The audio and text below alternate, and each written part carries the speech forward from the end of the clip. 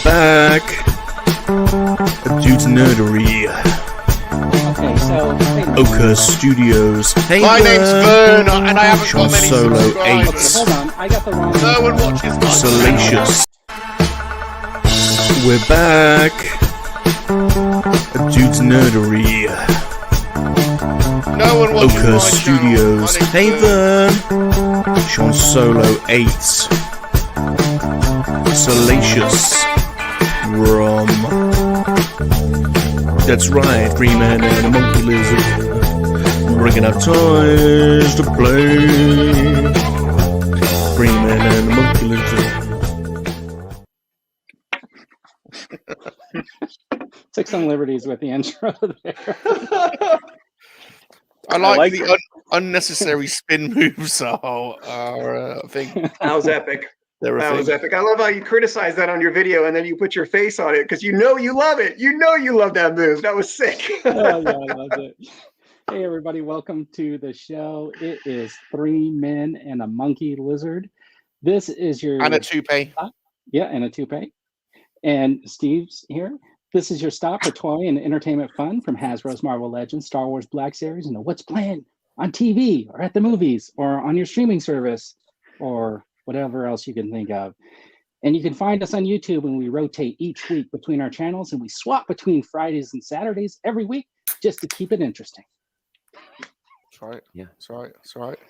So today is what, Star Wars Podcast Day? It's been Star Wars pod. Yeah, it ends on Monday. So it's a great initiative by the guys over on Star Wars Podcast Day, and we're proud to be part of it.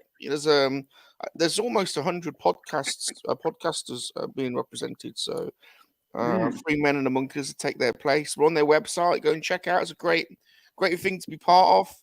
So we're repping Star Wars Podcast Day. And these are the 2 hashtags that we should throw up or search for if we're looking for a really good Star Wars podcast. That's right. There's plenty to choose from. There's something there for everyone. So it's a great community, and it's great to be part of it. Yeah, so awesome. And then we'd like to throw this one up there too. This is our 3 men and a monkey lizard hashtag. So if you got something cool you want to share with the 3 men and a monkey lizard, hashtag 3 men and a monkey lizard. Yeah. Yeah. All right. So this week on our show, we got Steve from Collecting Star Wars, and there's his. I'm pretty sure it's in the comment, the what do you call them, the comments or whatever on the show. But if they're not, the description, I'll make sure that it's in there today. Welcome, Steve-O. Welcome back to the Thanks, show. guys. Good to be hanging with the cool kids on a Saturday night. This is fun. Thanks for having me. Nice. Yeah. So I do have these videos. I did not make you one, Steve, but I do have these videos. This is he's a monkey lizard that thinks he has a sense of humor, and this is and a stranger to our world, making short videos on a daily basis, trying to build a strong community, reaching out and showing care to the community around him. It's the leader of the Quackian monkey lizard army, Salacious Rum.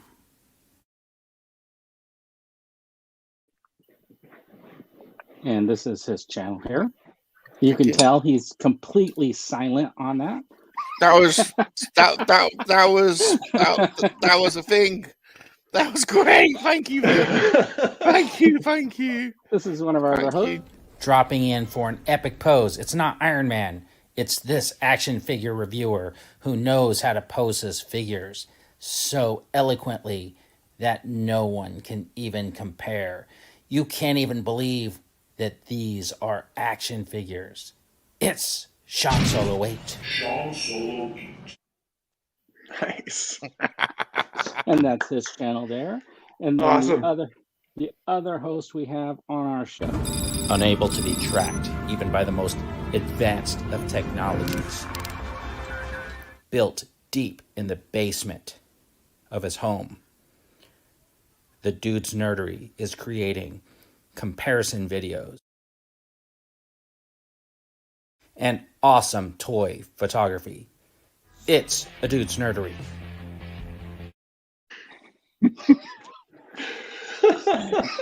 Deep. You guys are laughing deep within the basement. And it's the Hive. I don't know if you could tell, but that was the Hive from Resident Evil.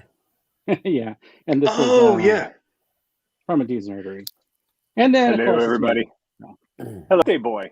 Yep. Well, it was my Happy birthday man. earlier in the week. I told you guys last week it was going to be like my birthday stream. So yeah, technically, this is the first show we had after my birthday. So I'm officially a little bit younger this year. But Going backwards. yeah, something like that. What you And do to then- celebrate? Vern, you look Uh, great for 28. I know he looks like he's 28. Is what's cool. Mhm. Well, I so wish I they just looked put that out a good. video today indicating that he met my toupee. Yeah, He's here. He's here. just rub it. Let's see if it's real. I actually did a screen capture. I was going to put it up. I did a screen capture when in the middle of his birthday video where he says, "What you really see here is 52 toupees." Oh, that I didn't register that when I watched that. And I was like, what? I take pride. I I've seen work the for like 52 an burns. hour on my hair every day. Listen, No. he's a top. Listen. I've got to say, Vern, your hair. He's a top bloke. He paged me earlier. You wanted to hang out for a bit. We've been hanging out all day. He's a top guy. And you're Top guy. surprised that since my hair is there, how is my hair here? Oh, this is that just- is this- Hmm. Yeah, that this is is- the good point. conundrum. This is his brother. Do you know why? Because you always have to have a backup toupee. I was gonna guess. I guess like you guys had teleportation technology. Something like that. That's it. I was just Hey, gonna so say what- you can't believe everything you hear on the internet. So That is true. So, hey, let's take a minute and just say hello to the folks in the chat. We got Eric Brown. Eric, What's up, Eric? Hello, Eric. Hello, Eric. G-Force. G4. Tune it. Got Rolando. What's up, Yo, Rolando. What's up, everybody? Lando. Lemon Meerkat 230. What's going on? Nice. Hello. good avatar. Hello. Connor. Connor's Fuller. here. Absolutely, He Connor. actually said, "Hey, What's up, Vern's Connor? got a new video. I got to run over there and tell him he's wrong." Uh-oh. Did he? Good. Yeah. I said it in a nice way. I don't mind the spin.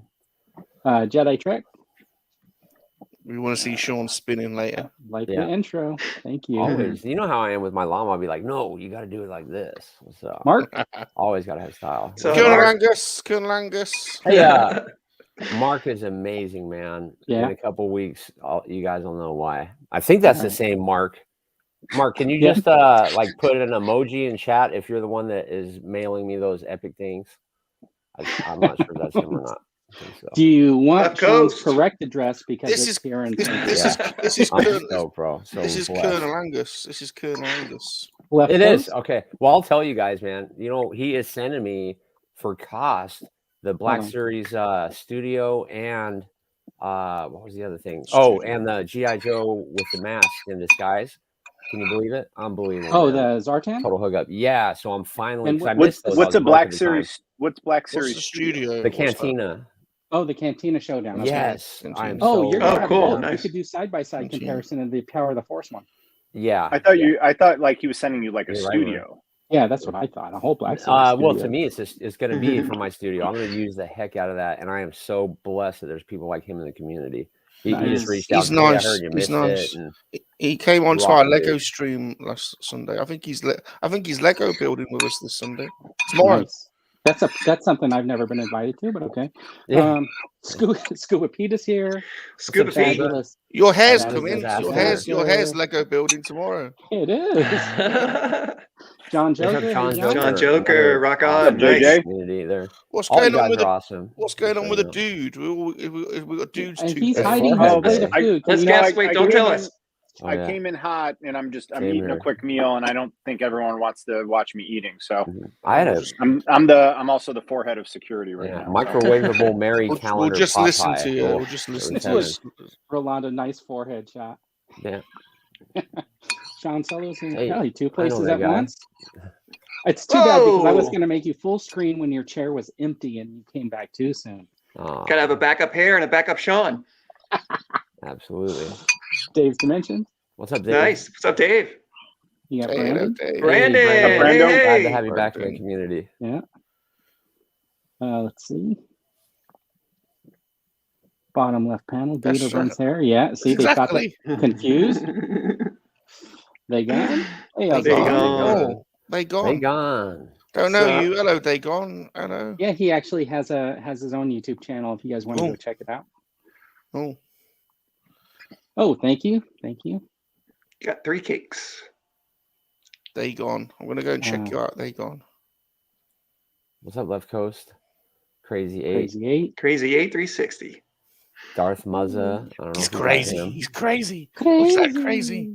He's crazy. Darth Muzza. What's that? Oh, you get your thumbs up, Sean. I finally Yeah, made I it know. down.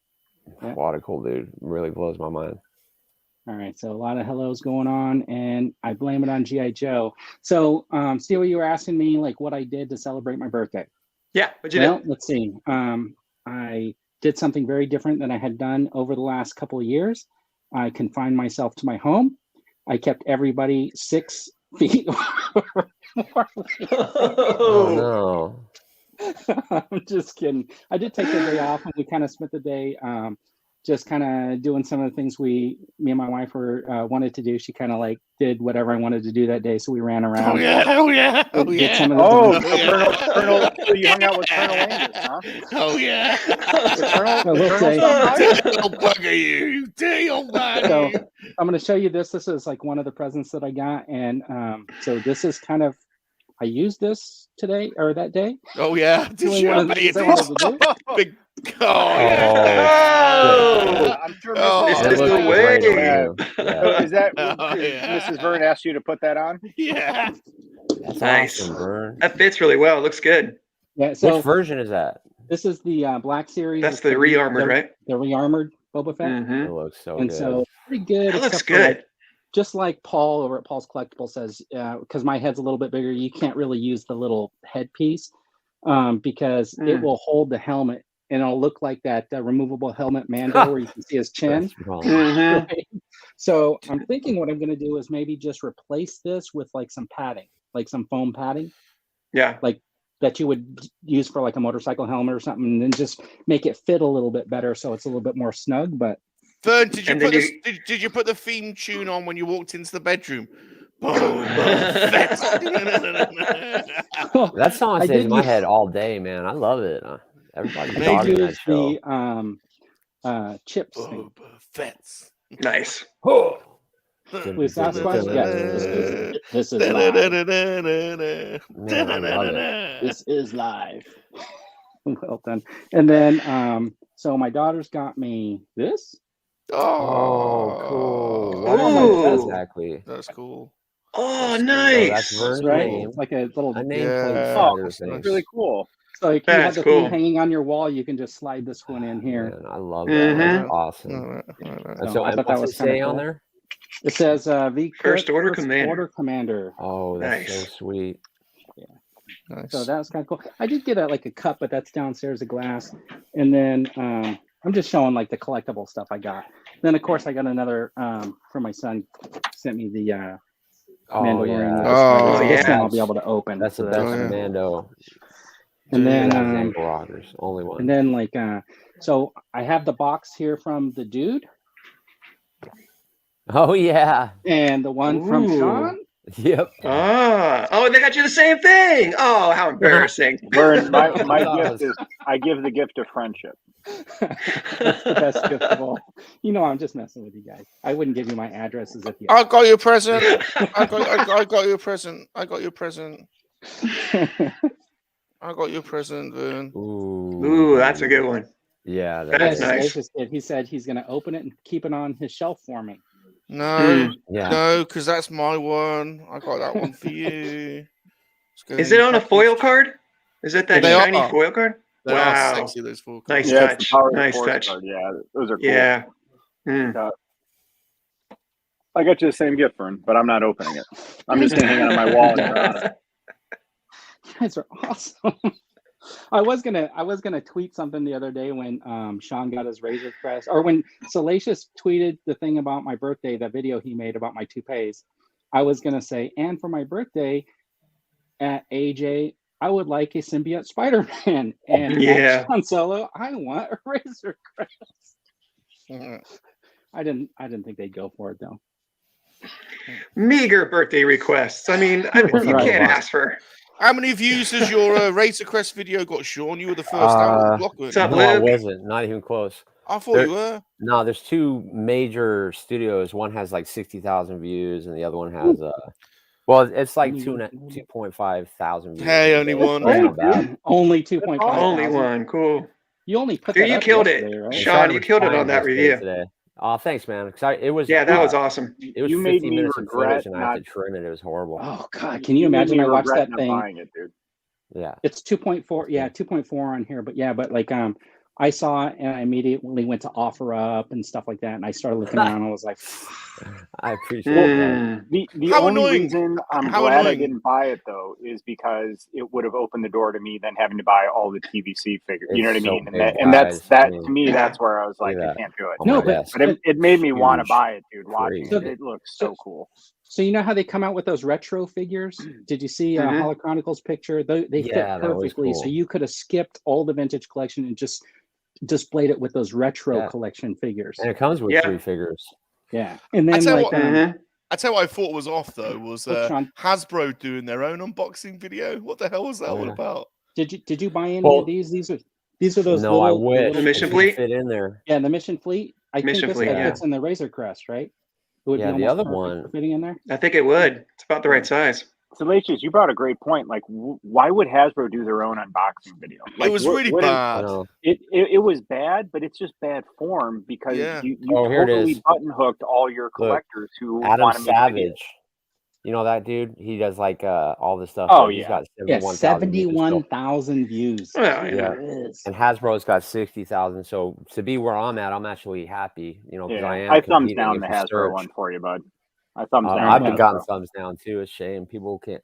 I appreciate thumbs it. up yours and I thumbs down the Hasbro. I actually left a comment too, Sean. Awesome. Do you want? I was going to write in there. Do you want to send it to me? And put out my Hey, I full wish I could. address. My buddy, this isn't even mine. Mine's not coming until Monday. But he was super cool enough to say, "Hey, I know you want to do a video," and you know they were hoping I would have been one of the first, but I was like, "Oh, So you guys would it's just all right." swap out. You just So swap out. so That's he's cool. he's into Awesome. he's into letting you he liked to He's watch you play flipping with his his. toys. Yeah. Oh, he's well, he's flipping flipping his. Yep. He's not into. Oh, he's figures, flipping but it. I told Okay, him it good was for an him. investment when it was out. You know, the last day I was like, "Hey, you want to buy one of these and flip it?" And he's going to do that. What are they going for now? Like 900? $1,000 today. Yeah. $1,000. I seen one on eBay today. It was $850, but best offer. So it was like $850 with $30 shipping out of LA. It just popped up, and then on OfferUp, I've seen snap. them. That's I've good. seen them like 800 straight. So I'm thinking like just with what the figures are selling for, Mhm. theoretically, that's a pretty good deal if you just wanted to ship. Yeah. You follow the GQ Jedi? I think he's in LA. GQ Jedi's Yeah. selling his. Yeah. Oh, really? I'm He gonna. did a Yeah, video he'll on give his, you I a- think, didn't he? Yeah, was he'll a give you a really- YouTube discount. That was a really weird video though, because he was like, "I bought it, but I don't collect them." So I know that was a What, little weird. why'd you Yeah. buy it then? If you don't collect the vintage collection, why'd you buy it? I don't know. Reynolds review stopped by. He said he's Hey, not. Luke's hanging out. here. What's up, man? Dang. Hello, Luke. Kenobi. Hey, another Yeah, look, legend Sean. in the house. No. Eric's telling you a great video. Yep. Thanks, man. Yeah. Because Yeah, in I reality, didn't watch you know, Hasbro because I was waiting to watch Sean crazy. Solos. I didn't watch Hasbro's. That's a waste of Yeah. time. Sean Solos is the video. There you go. Yeah. That's the review you watch. I still They- watched all those other ones. So They Gone is saying that if you guys need space, he's got it at his house apparently. Good I man. have no idea where I'm gonna put this because you know my Falcon fits on the top of a bookcase, but this won't, man. I have no clue, and I think people are gonna sell it due to space. I really, really do, because there's Yeah. really nowhere to put this damn thing. Is it heavy, Sean? Is it heavy? Is it like Republic No, gunship? it's style? 16 pounds. Mm. That's how much it weighs. Yeah, But I mean, it is really, 16 pounds. really, really massive. Yeah, those It's not figures even are just funny. ridiculous. But you know what? When the Sentinel came out, those these figures right here were going for a lot too, right? Mhm. I mean, Yeah. you would sell both of them for like $100, and they're just in bags. Well, I showed Mm. you the screenshot of them being sold for what, $575. Yeah, you know, oh it my was gosh, green, ridiculous. sold. Ridiculously crazy. They're beautiful cards, though, man. I got mine up there, but yeah, All right, so like earlier in the week or last week, we decided we wanted to have segments. So I spent all week not creating any segments. It's just by the insanity. way, just so you know, there won't be any segments.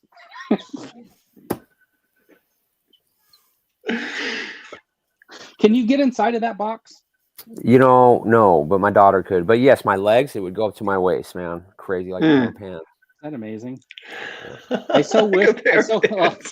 Right, start a For hashtag. real. We want to see Sean in the box. Hashtag Sean Sean in in the the box. box. Hashtag Sean in the box, please. We got to get it. We need 50 people to say hashtag Sean in the box. Sean, did you see the intro today?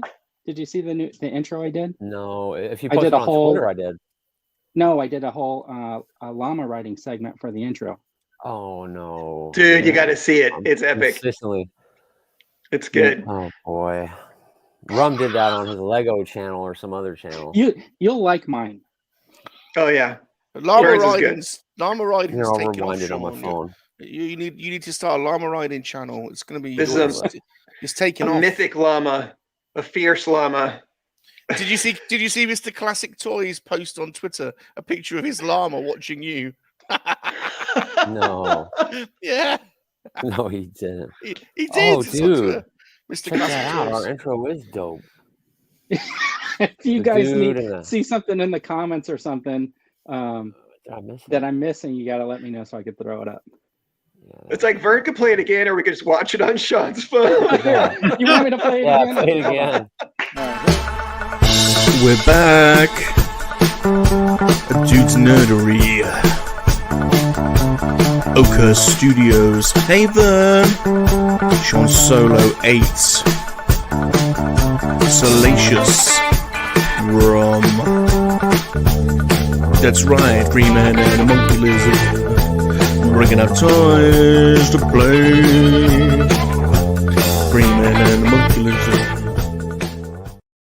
That's a masterpiece, man. That's my favorite one. Yeah. Oh The no, he didn't. He didn't. Oh boy. Oh well. Hey, Dino just showed up. Hey, Dino. What's up, Dino? Woo, Dino. What's everybody? Dino. So I did make fun of that unnecessary spin move, and I have to tell you, like tactically, that is just not something I think you should do. But I've seen it like almost every action movie. Have you guys seen this? Like where bullets are flying and the guy decides, Yeah. hold on, let me spin around because that would be really Well, cool. you see it in movies directed by Zack Snyder, Michael Bay, J.J. Abrams, and Robert Rodriguez. And Robert who are Rodriguez, yeah. all four are on my no-fly list. Like, just absolutely. You know Like, what's they're funny just- though? Like will not watch one of my- stuff by them. one of my favorite movies when I was much younger was this movie called Hard Boiled. I don't know if you guys have seen it. Brilliant kung fu Hong Kong Awesome, right? movie. Gun And guy. the Who's same in it? type of action John Woo. movies. Yeah, John Woo. No, he's John the- Woo directs it. John Woo. yeah, and yeah. it's Chow The actor Yun is, Fat. Chow Yun Fat. Yeah, Yeah. that's him. And like it's this whole like spin, the gun's like sliding across the table, and he's like, Yeah. it slides into his hand perfectly. I mean, all that choreography, and I know that's where Robert Rodriguez kind of like tunes his stuff. Because if you guys did you ever watch the original mariachi that he did? Yeah. The one that he made on a Mhm. supposedly a shoestring budget. Yeah. I mean, if you just watch that for like the cinematography or whatever of it, I thought it was a really good movie, considering like that he didn't have a whole lot of money. You know what I mean? But I thought it was actually done really well. So here's my take on the spin. The spin in and of itself is it's just kind of like a laughable moment. No big deal. My problem is the abusive usage of slow motion in every episode he directs. Slow motion is not a substitute for good cinematography. It's actually a crutch when you don't have good cinematography. So if you're to watch that scene, it goes into slow motion and there's 3 cuts. So it wasn't just like a spin and he shot. The camera slowed down and he spun, then they cut to a different angle. He respun again and then cut to a new angle. So the blocking and the cuts didn't match. So each time it was like a different part of the spin and the characters behind were at different positions. So the blocking and the choreography was what was terrible. So my issue is the slow, and the whole episode was abusive slow motion. Like when you watch it, and again, it's a crutch for a lack of good cinematography. But if you really watch the scene, you'll see that there's 3 cuts when he spins, and each time they're cutting to a different portion of the spin, and the characters behind are blocked in different locations. And it just like I'm watching. To me, that's what was jarring, and that it was just went throughout the episode. Whereas when you look at the like, if you look at episode 5, Bryce Dallas Howard does not use slow motion, and He's her actually a really angles good director. I have to tell you. No, She's she is. Like, I fantastic. hate Hollywood nepotism, but she's very good. You know what I mean? Now, if her dad wasn't Ron Howard, would she have a job? Who knows, right? Who knows, But like, right? Yeah, who knows? she is very good. But when you watch, but why I say she's good, if you watch the Mando scene there with the Darksaber at the beginning, there's no slow motion, there's no weird cuts, there's no bad blocking. All the choreography syncs up and lines in, and it immerses you. Whereas I'm watching the Robert, and again, I'm not insulting the human being. It's the style. And I'm not insulting the style. I'm just pointing out things I don't like. So there's no hate or dislike of a human being. I don't appreciate the style, if that makes sense. Yeah. But when you're watching it, and it's just jarring to me to see that. Now, if he just spun and the camera rotated with him, whatever, no big deal at all. But it cut 3 times, and the cuts were off and out of sync with each other, and the characters were blocked differently behind it. And so the first time I watched it and he spun, I kind of giggled. I'm like, yeah, whatever. But on the rewatch, it's like all of a sudden I started noticing how he kept doing that throughout the episode, and it pulled me out of it. But at the same time, I will tell you this: I was dropping F-bombs, I was giggling, I was choked up. It was a good like episode. that episode. Finally. The joy in that episode was an 11 out of 10. And the kid and there's so much going on. The little droids in the background, everything just blew my mind. I loved everything. Was I'm betting the dude says joy 10 times in this episode. Yeah. So the joy 10. Hey, hold on. Monte Martinez is like an 11 out of 10. The directorial, I would give it a 4 out of 10, and then overall maybe a 7.5 because of that. But like, I loved it, and I love Book of Boba Fett. I love the arc. I love the story. But again, I feel like that director is not suited for Star Wars, and we should give the other directors more. I'd like to see Deborah Chow, Bryce Dallas Howard, Rick. What's his name? Rick. Whatever. I can't think of his last name. Give me Taika back. Yeah, so Taika didn't do anything. You know what I mean? So give me them, and maybe Taika's still doing the movie. Yeah, but Taika didn't do any episodes of. I would have much rather have Taika do episodes than Robert Rodriguez. You know what I mean? So again, I just don't like his style and the way he does stuff. Yeah, so Robert Rodriguez has a very specific style. If you've watched like his movies, right? That's his thing. So when I was looking at like why he ended up being the showrunner, I'm trying to think to myself, like, what is it that Dave Filoni and Jon Favreau decided when they hired him on, right? And I just feel like they originally thought that he was just going to give a different pacing to Boba Fett than and pay enough homage to the character. And I kind of agree with you. I think he was not a good choice for it. But overall, if I look at the episodes as a whole, it was good. I mean, I liked it. Yes, and it's I sit back and I'm like, I'm like, can't wait for season 2. I really wish that they would have flushed out you're right, this Sean. whole, how he's kind of like standoffish and like, when he would tell Fennec, you're quick on your gun or whatever, she's being a little hard.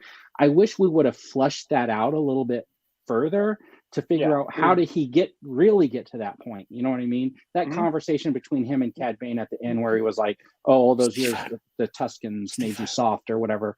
I don't think that's what it was. Yeah. I would have. Last night I watched The Phantom Menace, and where he goes like something slimy, he calls him, and people were making fun of it, going, "What the hell is that?" But in The Phantom Menace, like I said, I watched that last night, and what are those dudes called? Where Kenobi and Qui-Gon are on the ship in the beginning. But that's what he says, because Darth Sidious goes, "Get this Slimo out of my sight." Slimo. Yeah. But here's what I would say: as a showrunner, I think he did a good job as a showrunner, but shouldn't direct, right? And there's some people who are good at the overall like arc and theme and construction of it, but if you look at the 2 episodes he directed out of the 7, they are totally different in pace and visual style. And none of the other directors do the slow-mo or the weird cuts and stuff like that. Yeah. So to me, I think that he he just doesn't mesh with Star Wars. But as a showrunner, I think he did a good job, because I loved the Book of Boba Fett, man. I love it. You know what was cool was when he faced off Cad Bane, and Cad Bane was quicker on the draw, and the only way to defeat him was to go back to what he learned from the tribe. To me, that is character growth and development. And it was so much better than Boba Fett shooting him, was him remembering what he learned and fighting with the gaffy stick. And when that ended, I was like, oh, that was so satisfying. Now, on the flip side, the scene with Fennec Shan at the end was cool, but that was a miss. Boba Fett should have done that at the end. That should have been Boba Fett dispensing justice at the end for killing Tusken tribe, not Fennec. I thought that was a huge cathartic. I do. Tell us, dude. Tell us what you think. This is what I expected, like in that final, like what dude's saying, right? I'll go and get the oxygen. Fennec takes everybody out, and she's got the last guy in there. The door's open, and it's Boba Fett. Yes, the door. Yeah, that's what I was expecting. That would have been. But that was happening simultaneously while Boba Fett was in the streets and getting the Rancor and facing off the Scorpion X-droids. He had sent Fennec Shan to take care of the other. He was in the main front. He was in the public view, so everybody could see that Fett was here, not abandoning the city, not abandoning the people. But meanwhile, the other side of their strategy was they knew that if they were ultimately going to win, it was because they cut off the head of the snake. So that's why he sent Fennec Shan to go do the assassinating. But it would have been cool to see Fett do it. Yeah. But I think in terms of, because he got revenge on the wrong people, even though that biker gang deserved what they got because they were jerks. Yeah. But like to me, like I loved at the end how he won with the gaffy stick. And to me, to complete the catharsis of that moment would be for him to go in there and finish that off and dispense justice in that moment. I think it just would have meant more if he went in there with a gaffy stick and just messed all of them up in that room.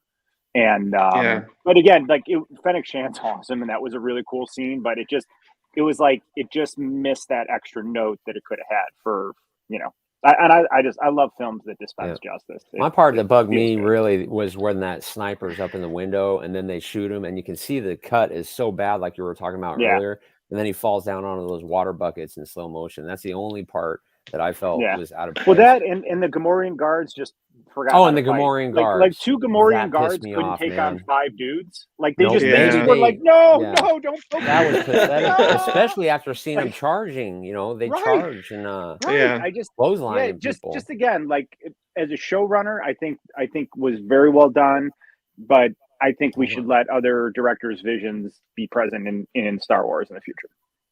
That's the benefit, dude, of the shows, the fact that they can bring in so many directors. It's like a proving ground. I think that one of the things that tripped up the sequel trilogy a little bit was they kind of got stuck on who we got to get, who's available. We have to get a big name. We have to put them in there. And with this, you've got a proving ground. You've got all these great directors that want to come in and be a part of it. They want to work with Filoni. They want to work with Favreau. And then you get to see how great a job they do on a 1-episode, 2-episode trial, and then you get to promote them. If they get the job done, you move them up to a film, or you give them the whole run of the next show. Filoni do a film. I'd love to see Bryce Dallas Howard do a film. Absolutely. Taika, Taika's already proven himself, but you know what I mean? Like I'd love to see those other people. Yeah, IG-11 was so sick. Yeah, we get the best of the best. Fans will get the best of the best out of this format when it comes to directors. Man, but I really did enjoy Book of Boba Fett. I love the arc, and I'm glad it wasn't Bounty of the Week, and it was showing a character really go through true character development. I better not say anything then. I better not give my opinion then. The slave one going over the pit. I better not say anything. Epic moments. Everyone's opinion's valid. God knows what people will think if I say something. Yes, please give your opinion. Everybody has an opinion. I'm just a monkey lizard. No one really cares. So I don't think there's enough toupees in Star Wars, personally. Right? We all agree that there's no way they were going to back up and fall off a cliff without taking people with them. Yeah. I mean, wouldn't that have been more epic if they were had hands on? There was gashing and slicing, and they just had pushed, but 4 or 5 of them went over, right? With those 2 guards. Yeah, that would have been more. Was so weird just to be like, no, don't poke me. And seeing all those guys in disguise ripping off their things, going with their swords. I was like, oh man. It was still cool, but did they run out of money for stunt people in the budget? They could only afford 2 people to fall. They couldn't have 6 people go down with them. their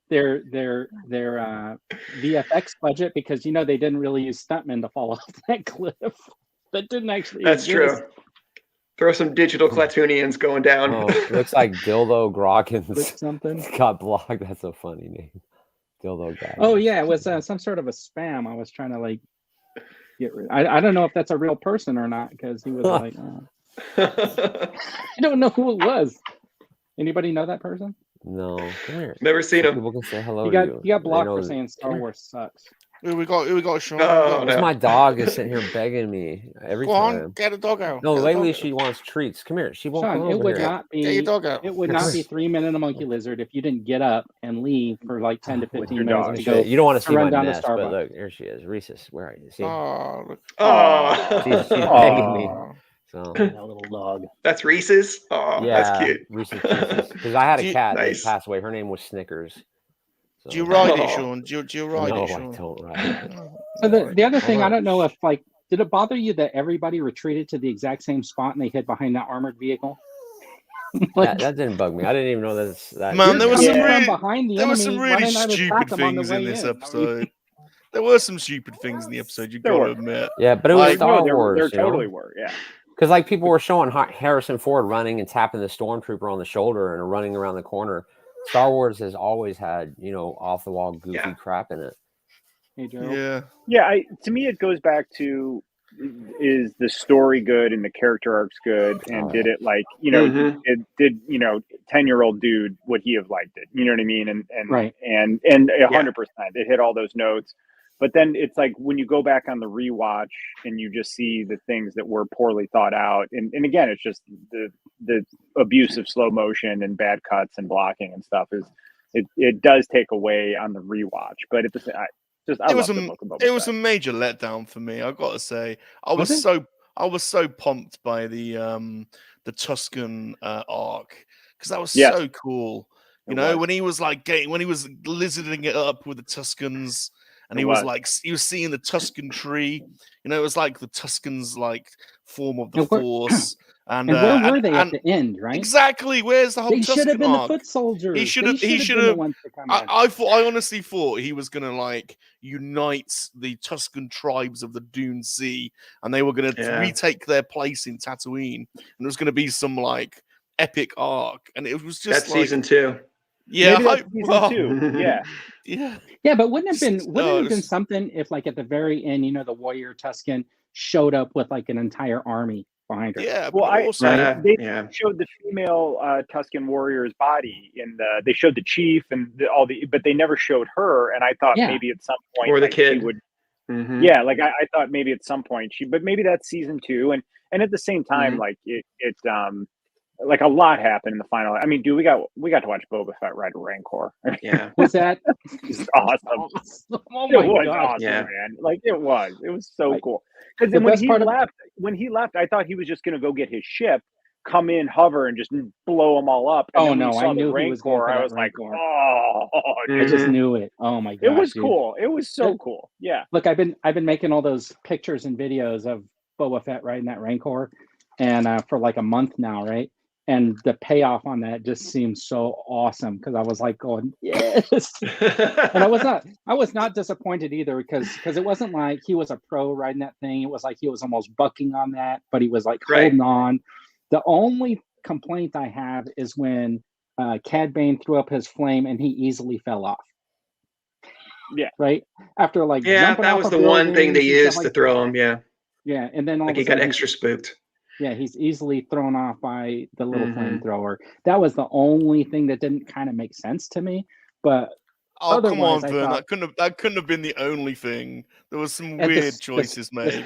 The spin move. Where we're going. Let's retreat to our big palace that's on the. No, let's not. Let's stay here in the worst possible position. This building that's bombed out already.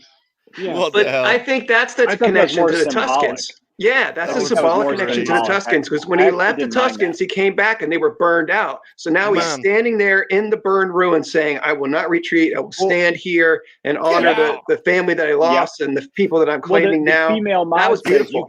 But the female mod says you could retreat to your palace, but I'm staying here amongst my people. Yep. And who the hell is she, man? I thought that was who the hell is she? Those mods are stupid. She's like his conscience in that moment. Those mods were the worst. They were terrible, man. They were so bad. They didn't grow on you. They was terrible.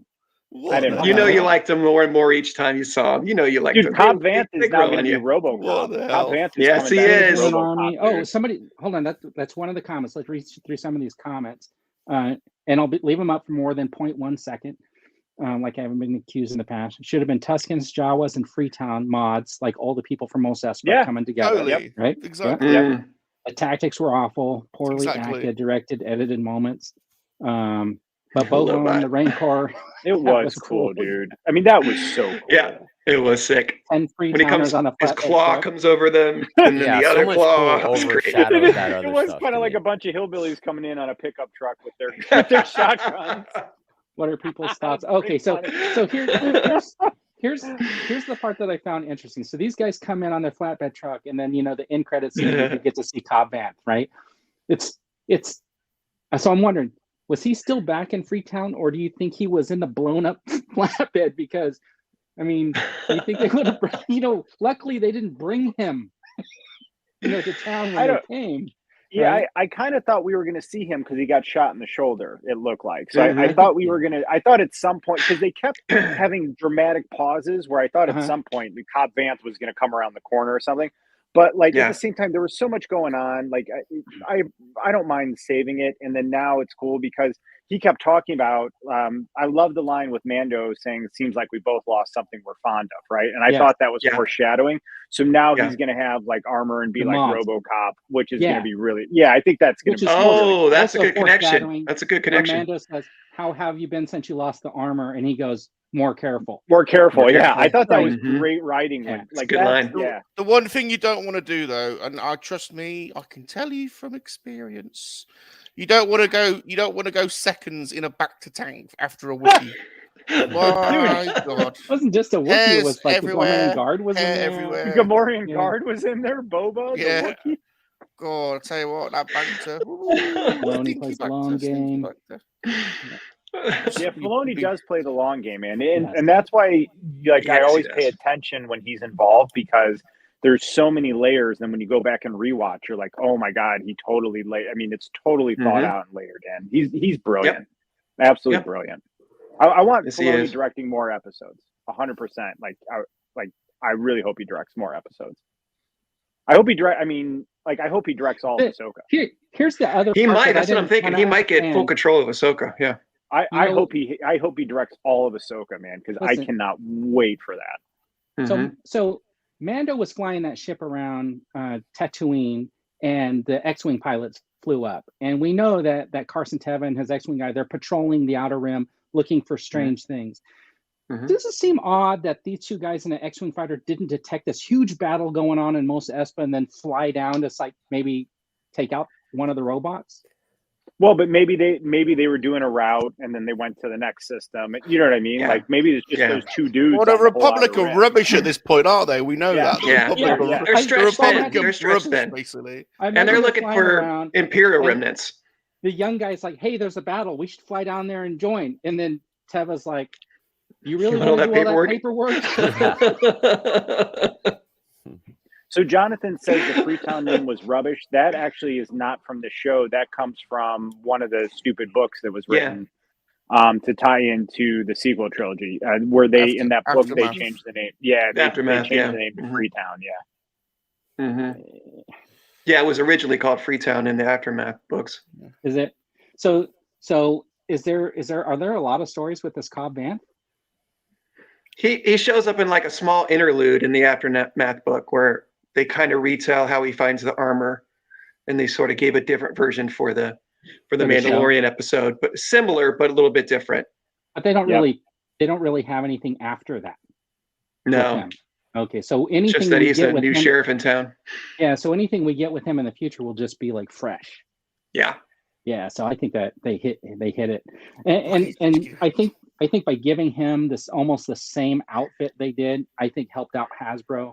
They're just going to make bank off of like swapping out like 3 parts on an existing figure and then selling it as a deluxe. Yeah. Yep. Within give him a new arm for the mod version, an armorless version. Yeah, there's 3 figures you can make out of that mold right there. Yep. The back. Hasbro knows what they're doing. RoboCop. Can't wait. I love Cobb Vanth. He's going to be in the chair because it's basically the same dude from Deadwood. You know what I mean? Like that's like, and I love Deadwood. Not just Deadwood, and I didn't know this. I was watching. Justified. I think I saw it on Screen Crush, where the bartender is the same guy who played the bartender in Deadwood. So the Weequay is the same dude. I thought that was really cool. I didn't know that. Hey, so who's watched Justified? Anybody here? It's the movie. It's the show with Oliphant where he is like a marshal in the South. Yeah, I never heard of it. So there's one episode where he looks at a picture of these old marshals like on the wall, and they're all like in their Western gear. And I'm trying to think, like, was he in that picture, and was that like taken from like Deadwood? Because I didn't watch all of Deadwood, but I'm just wondering if that was a picture from that. But they were trying to like an Easter egg. Yeah, it's like an Easter egg. Yeah. But if you haven't seen Justified, I highly recommend it. It's a great show.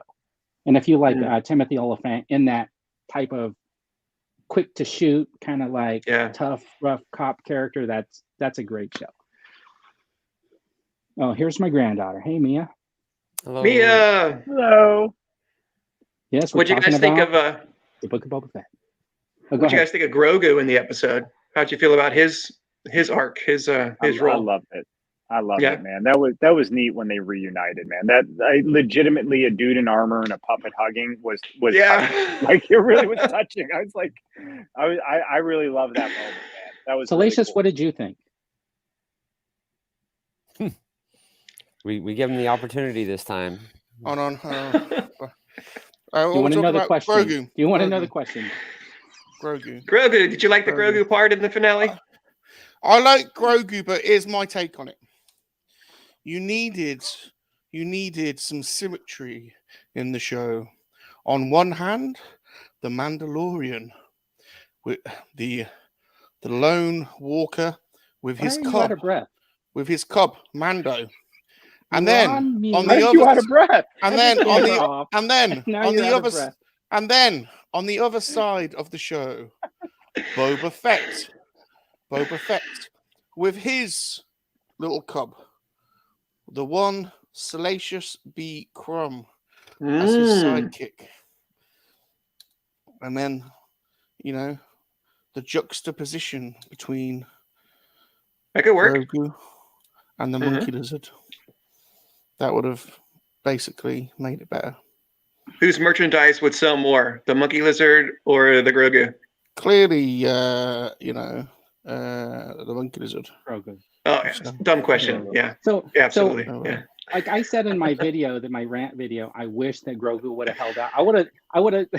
I was half expecting the parallel between like this, that Luke Skywalker's doing his training and then gives up his training to go help his friend when he's in need.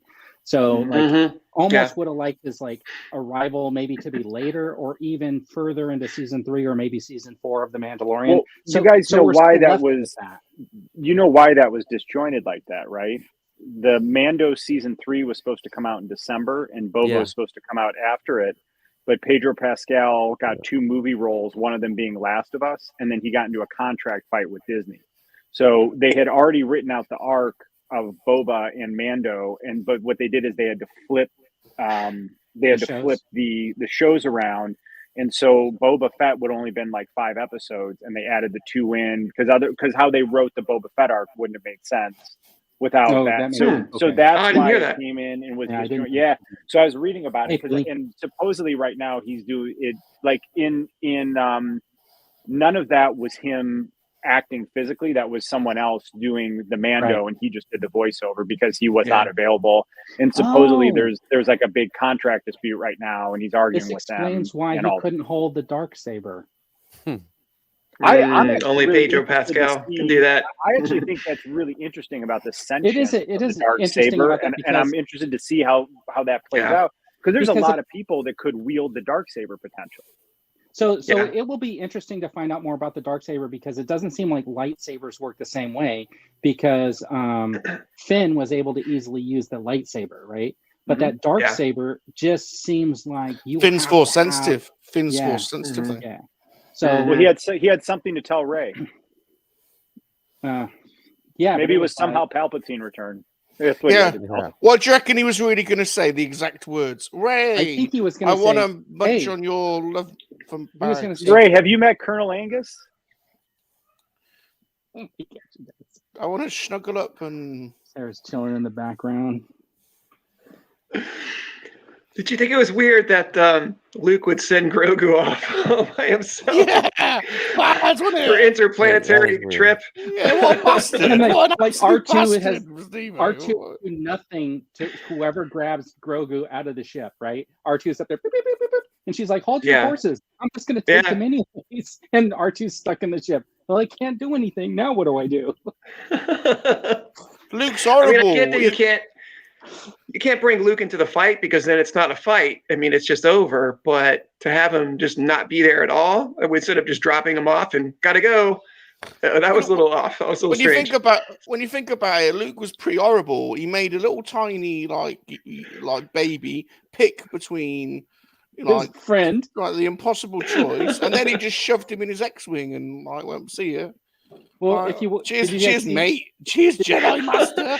Do you think he was mad? He was pissed off. He's like, "Get out of here, kid! I don't want to see you." All right, dude, get this punk out of my sight. The one I did last week, it was like, hey, what is he going to choose? The guy who's loving, caring, is going to take care of him, or the dude that's going to make him jump around and have a laser shoot at him all day? What would you think if you were a kid?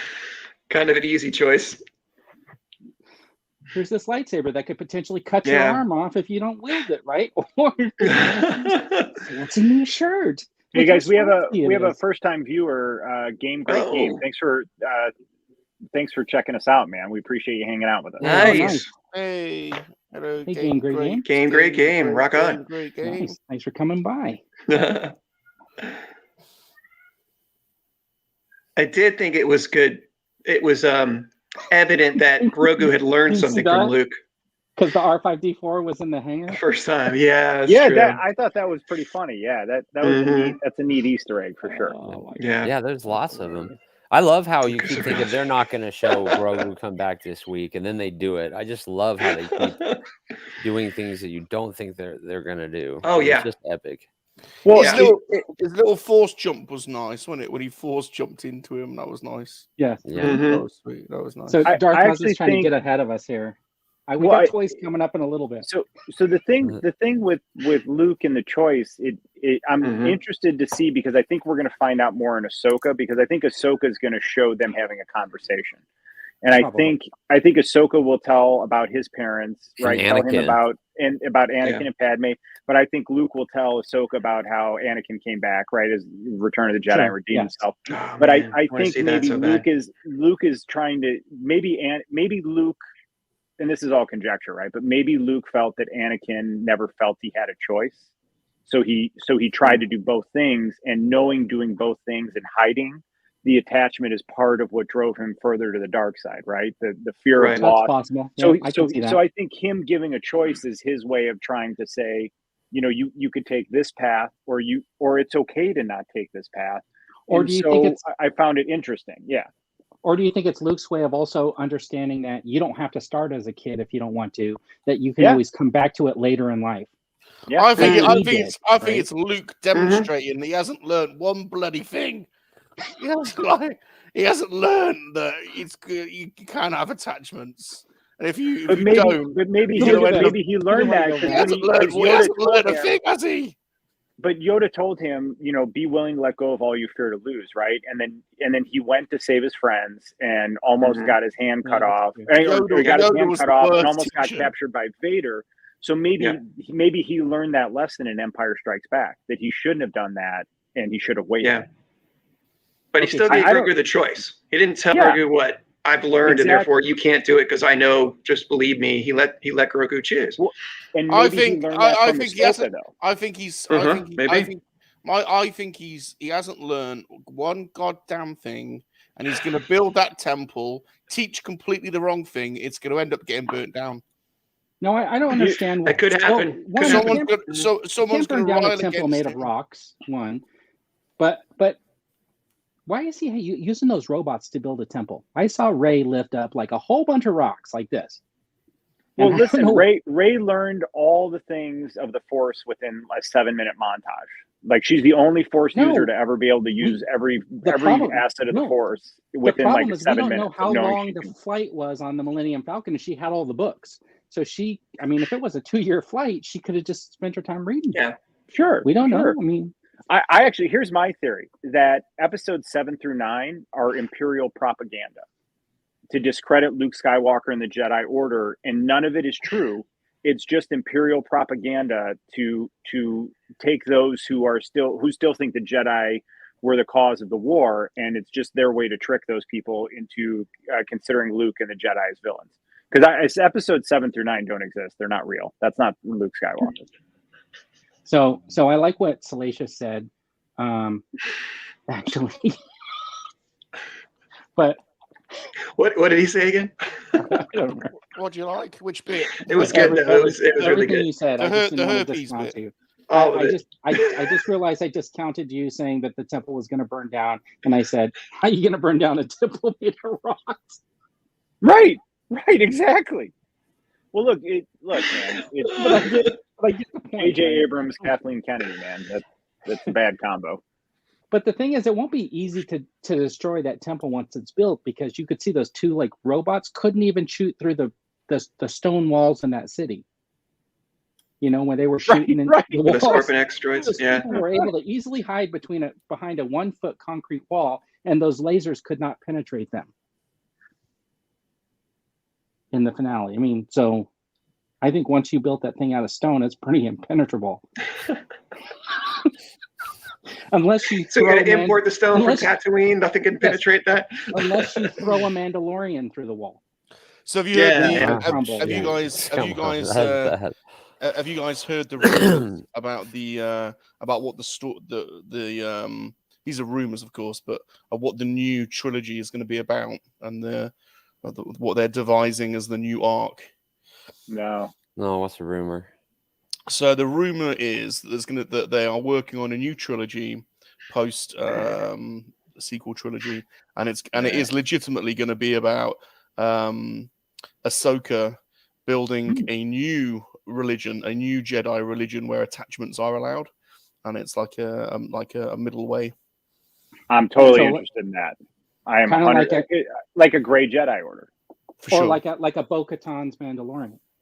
Yeah, I don't see that happening. I see them going back and doing George Lucas's treatments about the midichlorians and all that stuff. I see that. I'm totally down for like a trilogy, like a trilogy that has absolutely nothing to do with like a Jedi. Before the Jedi, and that's something. What George Lucas you know how wanted to do. Tusken Lizard Force. That's how we'll get lizards and go to the desert. Listen, we had Rogue One, and I got to say that was probably one of the best movies, Star Wars movies I have ever seen. Rogue One was so good. Out of all of them, right? And I would place that's like real high on my top 11. Did we figure out it was 11 with the holiday special? So that's like real close to the top, and only because it's the feeling of seeing like A New Hope in the theater when you're like 7 years old. That's the one that's always going to be at the top of my list, right? Mm-hmm. And I can totally live with like a story or a trilogy or something built around characters that maybe know the Force, but there's never any involvement. Well, Andor is probably going to be similar to that, right? Yes, and that's why, like, I think the Cobb Vanth series would be awesome. Oh, right? Yeah, and but I like how they're interweaving all the other people through like that, and it's all connected. Like, I think that's really smart how they're doing that. But I'm thinking like a story between like A Force Awakens and Return of the Jedi.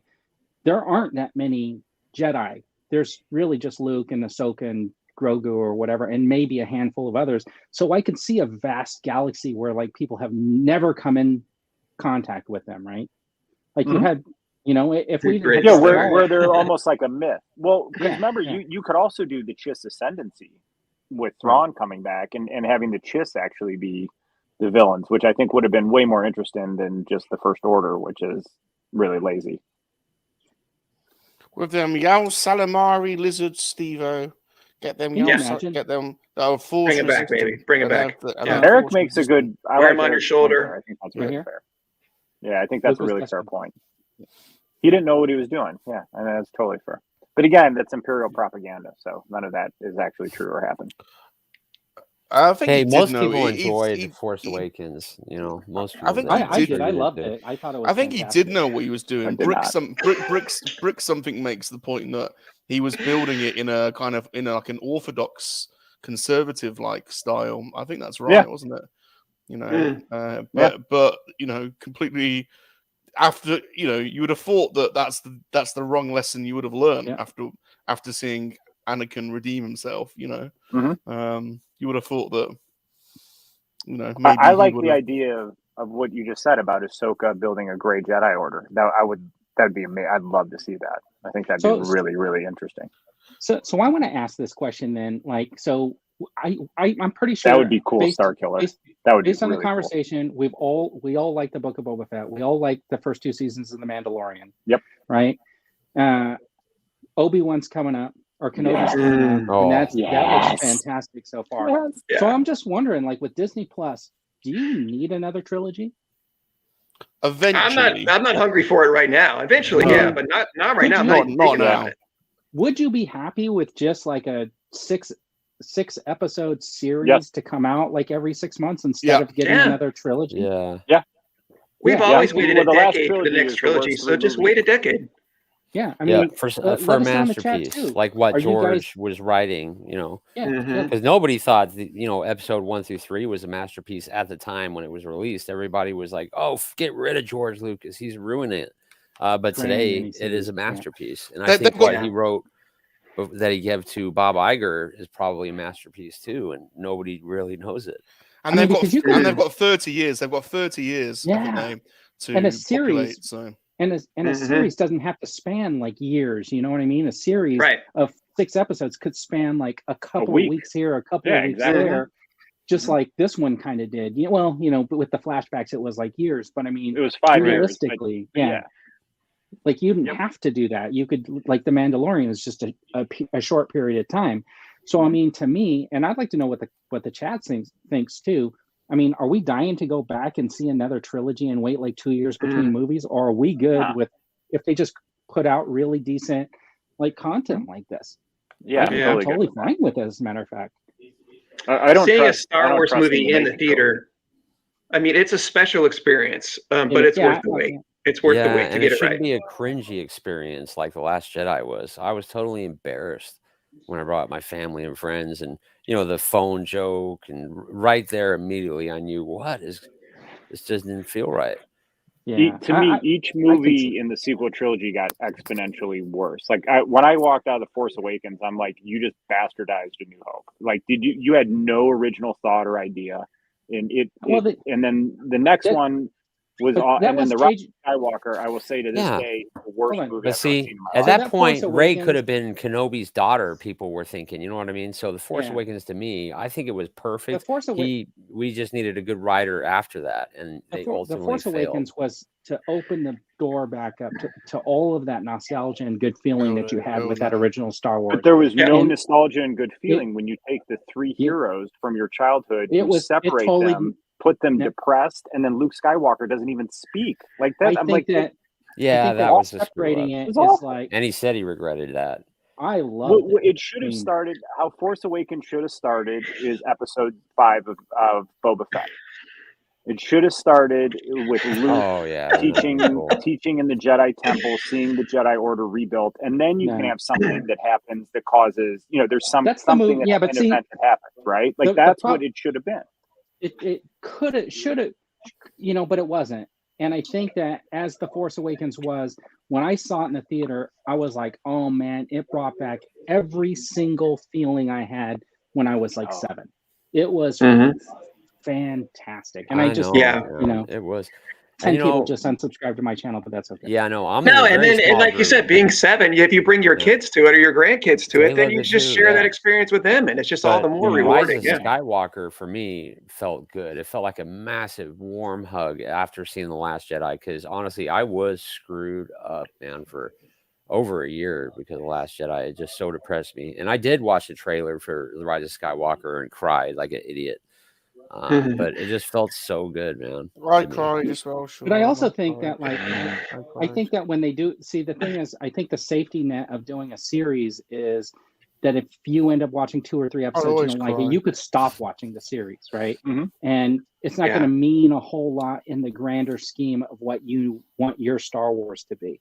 But like going and having a trilogy or a group of films that is going to set the pace for all the stories, they screwed here up. on out, that's where you have like this different dynamic. That's why I'm saying I'm pretty good with no more trilogies, because if they don't plan them out and execute them correctly. Well, I think there's only one way to do it. After playing with my toys for 30 years of my life, I think there's only, well, I'm older than 30, but I did skip a while. But I think the only way to do it is these TV shows. Because we've seen Snoke in the Tank, like what I told you guys earlier.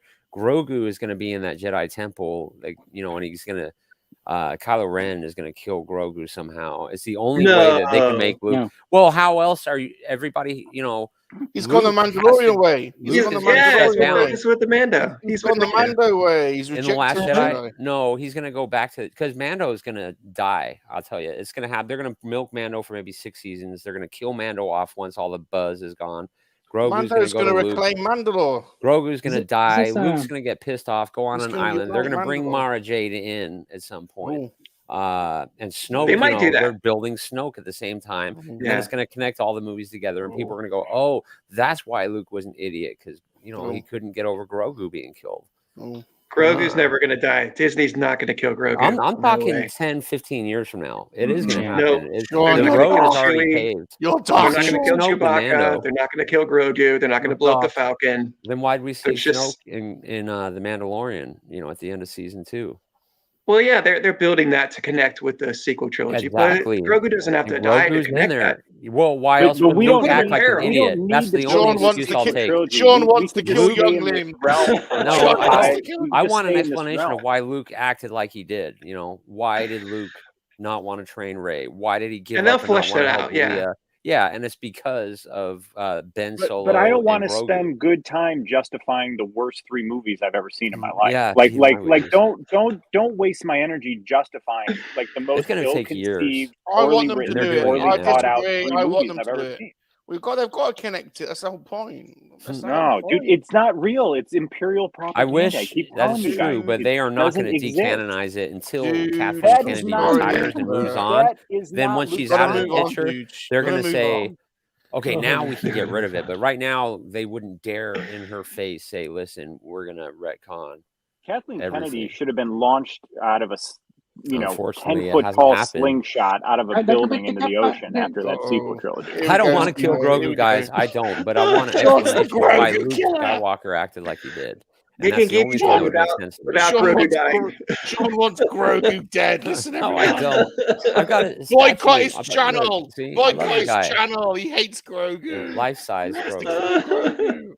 I love that guy. Don't go on the Sean Solo channel. He hates Grogu. He hates him. No, I hate The Last Jedi. Okay. All right, hold on a second. Only thing that'll explain this week, let's see. Hold on. I love Luke's acting. Mark Hamill. I tell you what. Do you know what we need? Steve-O. Yeah. Do you know what we need to calm us down? What do we need? We need a little bit of dude legs. Don't you reckon? Are there any other choices? Well, I ordered 2 of these. Sean Llama Rider. Sean Llama riding. I don't have any of those. I'll take door number 3. I like the llama Rancor riding. That was cool. Okay, hold on. That was good. So, let's talk about this for a minute. I'm going to try to pull this up and tell me. You guys see that full screen? Yeah, we saw the 501st Trooper. Okay, so these were part of the releases on Wednesday, right? Mm-hmm. Are those on the screen? Not anymore. They're not now. They were. No, because basically you're old and you don't know how to work technology. I don't know how to. I don't know how. His memory goes. Don't worry about it, Steve. His memory goes. People. Oh, hey, Vern, I just learned how to work my camera today, so you're good, bro. You're good. That's it. Encourage him. Encourage him. Oh man, we got the chat all riled up. Ahsoka will die.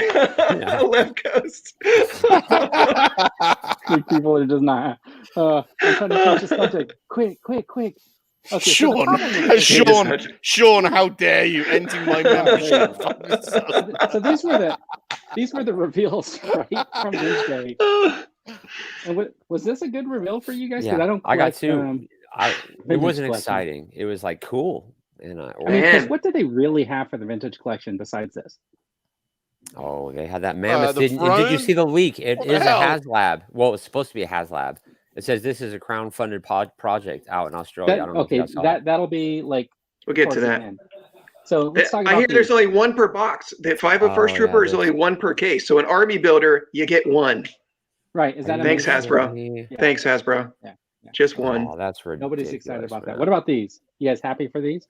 I am. I'm glad to get Lando and Dengar.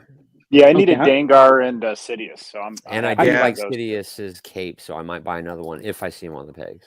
So I do need the homeless guy. I do need the homeless guy. And they need to do those. And I do need this 3PO because I do not have one with the silver leg, which is very surprising to me because you know that Disney pack that has like C3PO and then Rex and stuff like that, or the guy from the Star Tours. C3PO, I have a silver leg. That 3PO has a gold leg, so he doesn't have a silver leg, which I thought was kind of interesting. So I don't have C3PO with a silver leg. I realized that, and that's the Empire Strikes Back 3PO. Yeah, so I'm really actually Star Wars too, right? Because didn't he have a silver leg from the very beginning? Yeah, I don't know. The 3PO with the silver leg came with the Chewie pack from ESB. Where you could just tumble him and throw him in that backpack. That's the take apart. But he should have been a regular release. This was, I think, the original C3PO release. Was the silver leg because we just didn't know. Sasquatch. Yeah, I just read that too. That's funny. What happened? Rancor will sit on Grogu by accident. Oh, maybe. All right. So they'll be napping together, and he just kind of rolls over. Oops! Cool. I didn't pre-order it, but it looks so cool. I grabbed two of the Night Brother just to get free shipping, and then I'll return one. But yeah, dude, I can't resist these Gaming Grades figures. He just looks too cool. So how many of these Night Brother type figures are there going to be? A lot. As many as they could sell us. Are there a lot of different variations of this? I don't in the game. Probably like 4 or 5 in the game. I don't remember. There's several though. So they're going to be making a lot of money off of basically one mold. Yes. Yeah. Okay. So sweet though. Can't you use that head to make Savage too? Because they haven't made Savage. I know why. Yeah, give us Savage, man. It's crazy. All right. So these are the pipeline reveals. Is anybody excited for the Harrison Ford from Force Awakens? Bouche Leia. That's it. Yeah. Okay. Yeah. I thought pretty much the same thing. The Grand Moff Tarkin is a pretty good one, but I think you could probably still find him in the red. You can still find him. Yeah. And then there's so many Chewbacca's. I mean, like this Chewbacca is like the plainest Chewbacca. At least the one that he's got the netted pack. His face is a little bit different and stuff like that. He needs a rework, man. I don't want to see an old depressed Han Solo that is separated from Princess Leia. So my question, not buying that figure. Did they talk about this Leia at all? Did they say it was going to have an upgraded face or anything like that? She's got to, though, right? She has to. Yeah, she will. They didn't say, but they didn't say anything at all because that figure is not a good figure. The only reason I want it is because I love Bouche Leia.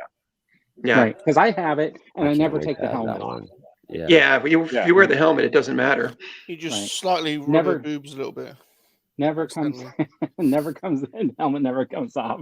Just accidentally. Okay, so what about these pipeline reveals? Darth Maul. Now, you gotta have season 7 of Clone Wars Maul with the robot legs. I've been wanting that for so long. Yes. Okay, and then Saw Gerrera. Anybody interested?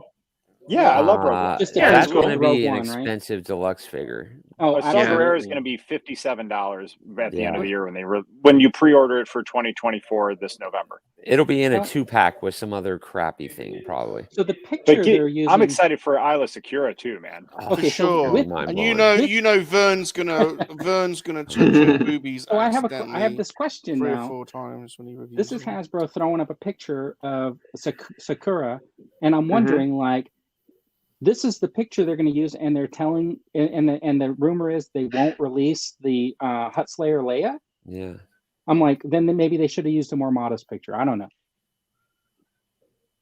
Right? Yep. See, I just think his eyes. You see, Vern's job for it's like they're just cutting corners. Vern just goes straight to the rude stuff, don't you, Vern? Yes. Yeah. The whole thing kind of. All right. So, are they getting predictable? I mean, if you see a Black Series, then you're going to see its counterpart in TVC, and if you see it in TVC, then you know it's coming in Black Series. We just got Ayla Secura, we just got Darth Maul season 7. Yep. You're going to see these copycats. I almost thought we were going to get Lobot in a pipeline reveal.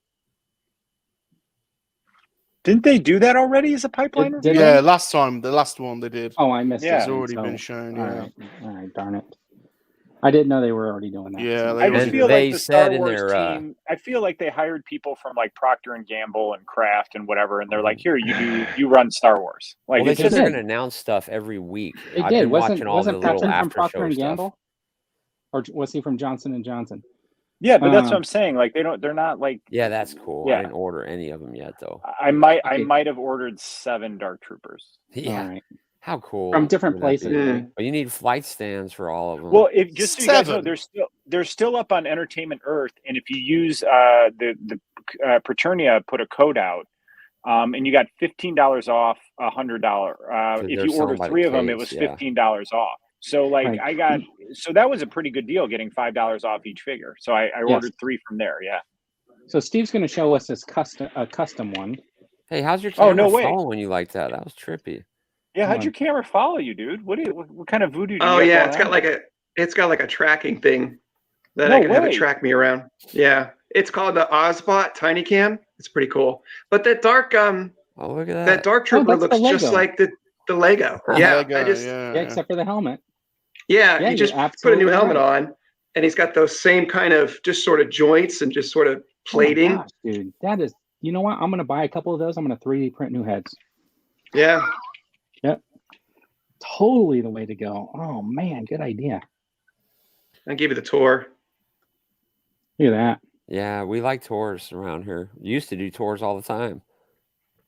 I seem to remember Steve-O rejecting us for a tour last time. Steve-O, is that a Kenner mock Hoth Han, or is that the retro carded? The retro one. Retro. Yeah, I don't have an authentic Kenner on card. All right. Just good old fashioned brand new retro. Yeah. Yeah, I don't have any carded. If you stand up and dance, does the camera follow you around if you jiggle? Yep. Oh yeah. I'm gonna need that camera. Come on, see a move. Yeah, see a move. I think I can get. Show us your moves. Zoom. No way, nice. dude. Give us some moves. And give us some moves. You can get it to freeze, so if I don't want it to follow me. Oh my I gosh! get Look at that. Hand signals. What are we living in the 21st century? Look at you. Mm-hmm. Yeah, it's pretty good. It's called the Ozbot Tiny Cam, and I think it's about $200, so it's not crazy expensive, and it's really fun. I like it. What kind of work do you have where $200 is not expensive? Gee whiz. I just don't buy Hot Toys. I don't buy Razor Crests like you ballers, and I just bought a new camera. I think you just have an iPhone and you're a Jedi, is what I think. Probably, yeah. Maybe. I only had 2 weeks of training, so this is all I can do. I'm slightly disappointed that we didn't get some little jiggly moves, to be honest. Thought we were going to. Yeah, it's still early. Thought we were getting a little dance, a little shimmy. It's still early. We got to wait till the late night stream for that. Yeah. Okay, so hold on. Let's take a look at the rest of these reveals that I put together. If you're playing the drinking game at home, Sean's about to get up, take a drink. All right, so There we go. This is what you're talking about? This is like kind of like a HasLab? Is this what this is? Yeah. Is it? Or because it didn't... It's not a HasLab. It's not a HasLab. I didn't see any of that writing. It looked like it was just a pre-order. Are they really not going to produce it if they didn't get enough orders? I suspect this was supposed to be a HasLab, and then because of everything that happened, they just released it. Yeah, but I doubt this will be in shops because they don't want to release too many of those high value sets to shops because they get reduced so quickly, don't they? And they lose a ton of money. So this will stay on Hasbro. For you guys that collect TVC, because I don't have any TVC. So for you guys that collect TVC, what did you think of the price point at $230? Too high, too high. It's an amazing set, and there's no two ways about it. It's the best set they've ever made, and the amount of accessories and the detail is incredible. But it's too expensive. When I saw it, I was like, we were peeing everywhere. Here's my problem. It is amazing, but hold on, Salacious. I got to ask you a question. Steve-O says no. Dude's saying no. You're saying no. Sean, we'll find out when he comes back. Now, you collect a very specific type of figure. Oh, I've ordered it. I've ordered it. Oh, okay. I was going to say. I ordered it straight away. Were you kidding me? You could, I mean, that right there is... You got to save that little monkey lizard. Right? That's shocking. You got to save him. You got to save him, Bob. You got to save him. I ordered it straight away. As soon as you saw this, right? Is this the main reason? Because that's wrong. That isn't actually the monkey lizard, by the way. I can smell this picture. It's delicious. It is. That isn't the monkey lizard. I took the freeze frame of it spinning around. That isn't the monkey lizard. That's the Ronta meat. But it is the best set. It's the best play set they've ever made. There's no two ways about it. And the detail is just incredible. And the amount of accessories you get is just they've absolutely raised the bar on this. It's just a lot of money, isn't it? Especially when you consider. So if you collect both lines like I do, TVC and Black Series, all the releases they released this weekend, plus that, I mean, there's £1,000 worth of figures there, just like buying one of everything. So is that? So who wants to take a guess on the Star Wars HasLab for this year? Anybody want to throw out any speculation? Go ahead. I think if they're going all in on this Jabba throne room set, which obviously they are. I mean, I don't want it, but Salacious is right. It's a beautiful set. I don't know if they've made a better playset than that. But if they're going all in with that and they've already given you all these great characters to populate it, then why not give you a Rancor? Just make it TVC size. We've already got the Rancors, yeah. But oh, go ahead. We have already got, to be fair, some pretty well detailed 3.75 Rancors, the legacy one, and but give you one with the chain that Boba can ride and the chest armor, and just make it all the more irresistible.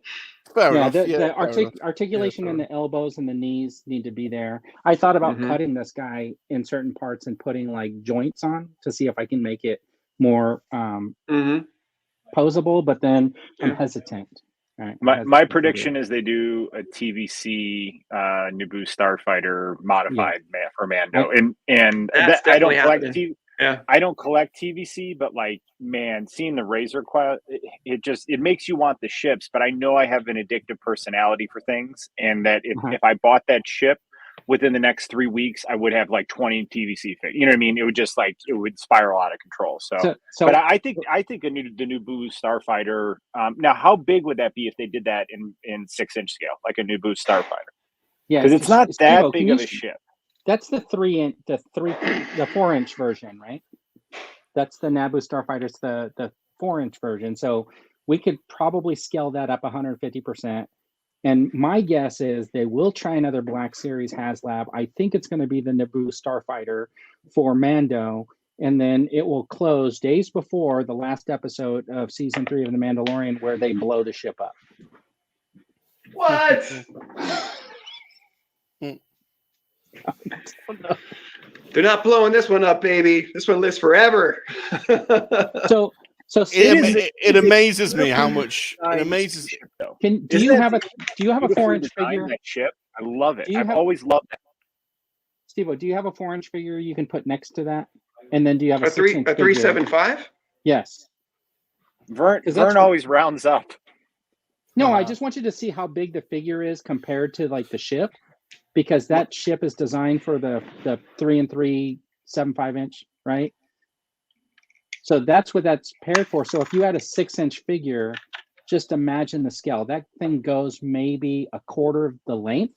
So if you're talking about a 6-inch figure, it would be 24 inches long, in my mind. To 30. Oh, if you're making it for Black Series? Yeah. If you're making a Black Series?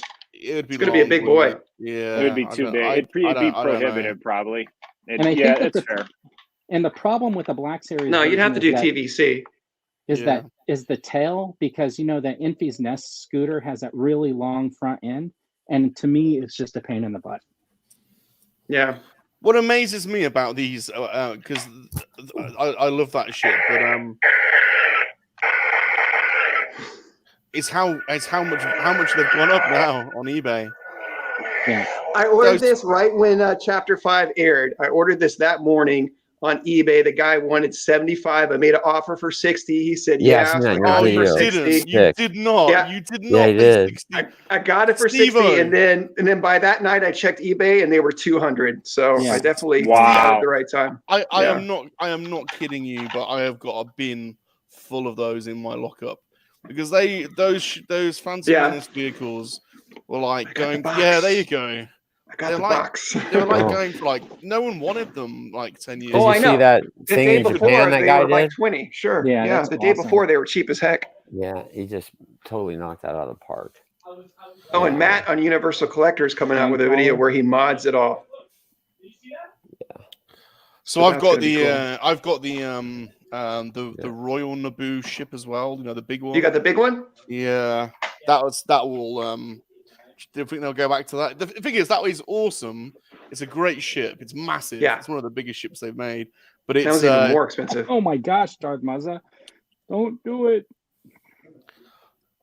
But you can't. It's worth it. I would. You can't stand the figures up inside it. They have to like lie down because it's not high enough. Did you order the Razor Crest, Salacious? I did. It's coming tomorrow. Did you order 2? It's coming on Monday. It's coming on Monday. I didn't order 2. I wish I had done. Every time, I go, I wish I'd have got 2, because it doesn't make sense. It doesn't make sense. I would have ordered it. It doesn't make sense to buy one, does it? It makes no sense to buy one. What do you think of a Black Series Naboo fighter from Mando? We were just talking about. We were just talking about. Yeah, we were talking about that. Yeah. My other daughter just came home. So the thing is the one that Steve-O has, which is about the scale for a 4-inch figure, is probably around, I would say, 30 inches with the tail, right? Maybe like 30. So if you were to put Mando next to it, it would have to be like maybe 48, 56, almost 5 feet tall, 5 feet long. So it's not happening. So yeah, that remember in the Clone Wars micro series where Mace Windu jumps on the on that droid fighter and he's just riding it and he's throwing his lightsaber around and he's straddling it. It'd be just like this. That'd be kind of cool. I like that. Yeah, that would be massive. We've got to see Mace Windu back in a TV series, haven't we? He's got to come back. You know what would drive the prices of those Naboo starfighters down is if Hasbro just released one. Yeah. Right? If they just boxed one up and released it with a new paint scheme, nobody would buy those ones on eBay. Yep. Problem solved, Hasbro. That's what they do. When they see a figure go for astronomical prices, they come out with a new one. It's going to take 3 years for us to get it. It will. Sean, did you order the did you order the Bib Jabba Fortuna that throne? Yeah. Okay. Because they don't charge you until it ships. So what was the selling point for you on that? Me picturing actually playing with the damn thing, putting my figures in there, and the lighting with the roof that goes through. I just think that is just absolutely mind blowing, man. I really do. Cool. All right. Do you guys have pickups you want to share? I got loads this week. All right. Dude, I had like a month of figures all show up within like a 5-day span. It's like everything came at once. All right. So our next segment. Show me the pickups. Show me the pickups. Show me the pickups.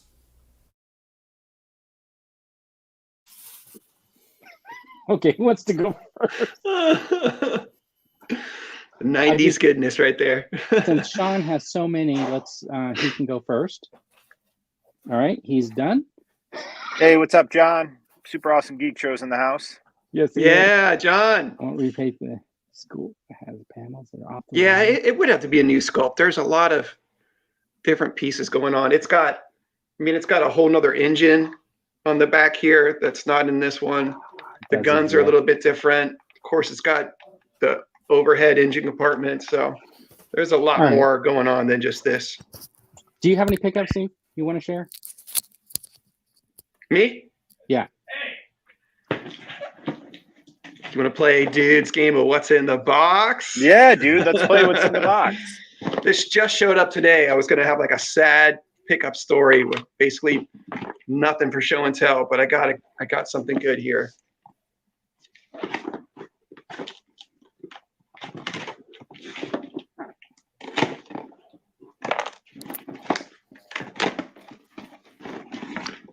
You guys know the Four Horsemen? Yeah, no, you didn't. So I'm finally getting into these. I got some Mythic Legions for the first time. Oh, nice. So I got the Crusader Knight. I'd like to see a video. Hopefully you do a video. I'll definitely do a video. Yeah, so I've been wanting this guy. Is that the line that isn't like off an existing IP? Just the line itself is the intellectual property? Okay. That's really neat. Yeah. I really like how they do these. They will take like a month or two and they'll put up the whole wave and they'll say, here you go, collectors, for the next 2 months, order as many as you want. And then we'll close off the selling and go into production and then send them to you. So you can get them. You don't have to you don't have to be first to sign on and it'll all be sold out in 5 seconds. You've got plenty of time to figure out if you want them. And then what they'll do is eventually they'll make reinforcements. So I got this guy on the reinforcement wave. And then when that goes live, then it's kind of come and get them fast. So this guy was available for probably half the day before they sold out. So you still had a reasonable amount of time to get them. And then they gave you this brand new one. And this guy, I think, was the first to sell out. He's sort of the Dark Knight version of the Crusader Trooper. Nice. His name's like Sir Gerard. Yeah. So yeah. What do they price for in the States? They're about 40 quid each over here. 40 or 50. I think these were between 30 and 40. Okay. Yeah. So a little bit more pricey, but super good quality and just one of a kind. And so I've been wanting to get into these and whenever I see this guy at a toy show, they're always asking 100. So to get him for 30, heck yeah, man. Definitely glad to do that. Looking forward to awesome. I'll be doing a video soon. St. George the Dragon. What's his name? Is he a St. George something? This guy is Templar Knight, Templar Legion Builder. And this guy is Sir Gerard. Nice. Yeah, so really excited about these. And I think they have, they come with so many, it's hard to tell from just the box, but they come with so many accessories, alternate hands and heads and weapons. So they just come packed. You really get good value out of these. You can switch them up and mod them up and change them up and get multiple looks out of them. So yeah, I'll be doing a video to show them off, but I think they're definitely worth getting into. Do you know what the flag? Do you know what the flag is, Sean, on the Templar? No, that's from what's that show? Monty Python. Can you show it again? Well, it's on there, but that's not where it's from. That's no, what is it from? It's the flag of St. George. Okay. There you go. He slays the dragon. Slays the dragon. We'll have to put a dragon in the video. Definitely. Scuba Pete says, we want the shrubbery.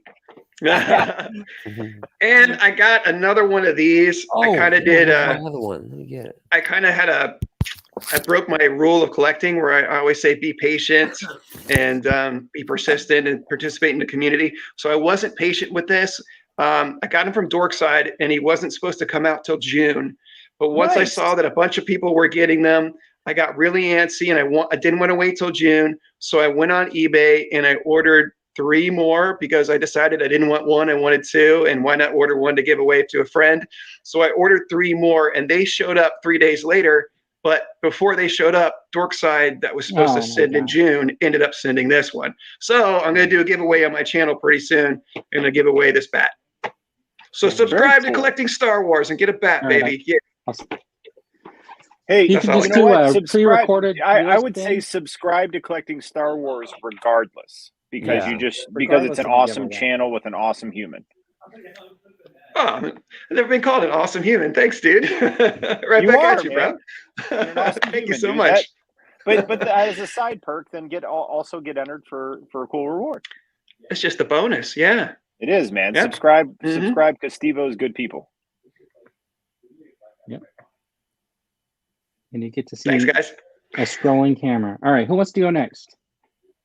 I'll go next. All righty.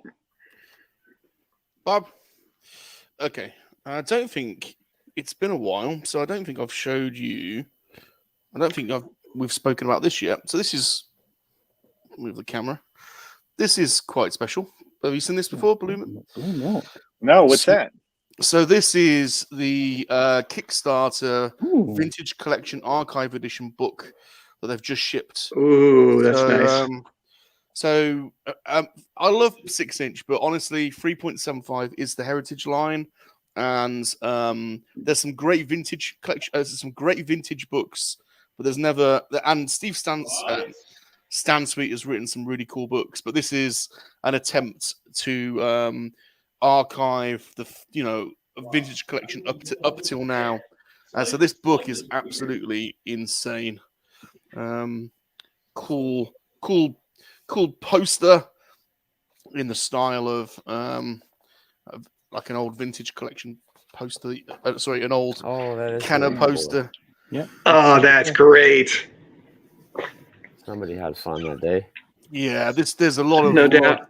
There's a lot of love in this book, and then there's all kinds of cool stuff. That's some autographs that. Oh, Steve Sansweet's autograph. Nice. Yeah, and so basically, this is the layout of the book. So they go through every single figure. I'll tell you what, the toy photography in here is absolutely phenomenal. Yeah, that's cool. Some of it doesn't look. It looks real. That looks real. Yeah, it did. Mm-hmm. There's the Saga line. The history. And then so basically every single figure you get front and back card. Do they take the clothes off of all the figures when they take their? I think they've removed the accessories where you can, so you can, so you get a good view. That's really good. You know who else does really good is Bantha Skull's website. Kind of looks like that. It's really beautiful though. That to have it in hand, I would love to look. Oh my gosh, that does look fantastic. Such a cool book. And I missed that Read 5 book. Man, I'm kicking myself for not ordering. Man, they've taken that's this, but taken to the next level for Kenner. And bear in mind, it's only Kenner as well. So you've got all those other, Meccano, you've got all those other distributors, but they've gone insane on that Red 5 one. It's literally every variant you can get. But this book's sweet. I mean, Scuba's saying it's still available. Is this one still available? I don't know. Maybe it's Blue Milk. So I don't know. Maybe Scuba will know if he says it is. Yeah, I don't know. Probably. I'll have a look for their website in a minute. But yeah, what a BlueMilk.com or what? I don't know. I'll tell you in a second. So, but yeah, what a brilliant book this is, and it's chunky. I mean, that's it's not a. There's a lot of figures in the vintage collection, and then you get a load of cool stuff with it. So, you get those tiers in Kickstarter, don't you? So I'll show you some of the cool stuff that you get with it. Ooh. Oh, I love that image. Yeah. Oh my gosh, that's awesome. So you get these coins. These were made by Left Coast Graphics, by the way. Really? Right on. Rick made these. Nice. That one's come out annoyingly. Never mind. And then here's another telltale sign that Rick's been involved in this project. Look. Yeah. Oh man, Rick is so talented. No doubt. I love it. The best stuff. Oh, it's in the back too. It's in the bag. I know. Man. It looks like he's peeing up against the. It does. And then man. Sean, and you toy posers are gonna like this because let me just open this because honest to God, the photography in this is absolutely phenomenal. So these are prints of the toy photography. Oh wow. And it doesn't look like toys. I mean, wow, some of the best toy photography I've ever seen. Yeah, and that's you got the Razor Crest early. Yeah. No, they probably just put it up on the TV in the background. Yeah, probably right. Look at that! Look at that! That's good. Work, that is insane. Oh wow! Thinks you could do a little bit of lighting. Retire. Yeah, when I retire, that's all I'm gonna do. Man. Yeah, that one looks real. That it does. Cool. It's got real sand in. That's great. He's in the wrong vehicle. It's supposed to be a Batmobile. That's so awesome. Look at that. Look at the shadow. That's not your favorite poster, Sean. You see, it's Anakin. Oh, Vader's shadow. Vader. Yeah. Wow. That's very clever. clever. Wow. Oh, wow. That is really good. Yeah. Like that's cool. There you go. Look at that. Look at that. I didn't know they had that Anakin event. Look at that. That is so dope. Oh. Yeah. I love these gunships. Me too, man. Me too, Bob. We've got a few of those. None of them are 100% complete, but do you have the Tiger Stripe version? It's just unbelievable. Bob, do you have the Tiger Stripe version? That's the one I want so bad. Yeah. Oh no, that's cool. Yes, do you know? I honestly don't know, Steve-O. I've definitely got a Crumb. I think there's 4, and I've got 3 of them. I think it might be the Tiger Shark one I'm missing. Nailed it. Left Coast goodness. Look at that. So much photography fun. Posters are amazing. They are so cool. I might $75. Pick that up. That's what Scuba Pete says. Oh, that's totally worth it. And it's totally worth it for all that. It's still available. Wow. Well, I'll tell you what, it's a brilliant book. I mean, they're going to have to come back and do another one because obviously they're still making the collection. But so the cover is the Marvel Comics #1 first issue, but done with action figures. That's good. That's cool. Good shout. Yeah, it is. That's cool. That's cool. Yeah, good spot. And then not much else on the toy front, really. I showed these the other day. Classic toys. 4-pack. A pack of those. Got the old Symbiote Spider-Man. Oh, I'm so jealous. Yeah. So jealous. Love it. And that one's cool. Riley. Yeah. Ben Riley's really cool. Wolf, I don't know why Wolf turned up the other day. I honestly don't, but I love him. I'm on order for a long time. Yeah, I think so. And then a couple of layers. But I'm really getting into the Lego, to be honest. I've got a couple of boxes behind me that I haven't unboxed yet, but I'm not going to do that today. But I've been buying quite a bit of Lego recently. And a very nice shirt, Salacious. Very nice shirt. Very handsome. Still available. Oh, only the sticker, signed nameplate, and poster are still available, not the prints. Okay. Okay. Well, the book's it's just the book's just worth it on its own, to be honest. Yeah. All right. Where is that? Everything? That's it. Oh, okay. Who's next? All right. Me? All right. Dude. You guys. Sean, I put you up first, but you had left. Do you want to play What's in the Sleeve? What's in the sleeve? What's in the sleeve? All right, let's open the sleeve. We got. Leave it up. Let's open up the sleeve. We got a little box here. Wait, what could be in this? What's in the sleeve? Oh, I know what's in this. Here, it's Salacious Light. It's the Queen's Tea. In the sleeve. Yeah, we got the Queen's Tea. All right. Nice. I did that. I saved that just for you. So I had ordered the Walgreens exclusive Namor from Amazon, and it was on sale for $21, and it came in a sleeve like that and damaged. So I returned it, and they sent me another one in the exact same sleeve. Both came like damaged and had issues. So I actually I got on Amazon chat and ended up talking to somebody, and they credited me back and said I could keep both of them. So I got two Namors, so one to open, and I thought tonight if we do any offerings, I will offer this up. Wow. Dude, what year is that? What's the year on the Namor? I want to say this is like 3 or 4 years old, maybe. Yeah. It was a Walgreens exclusive. What's the back of the box say?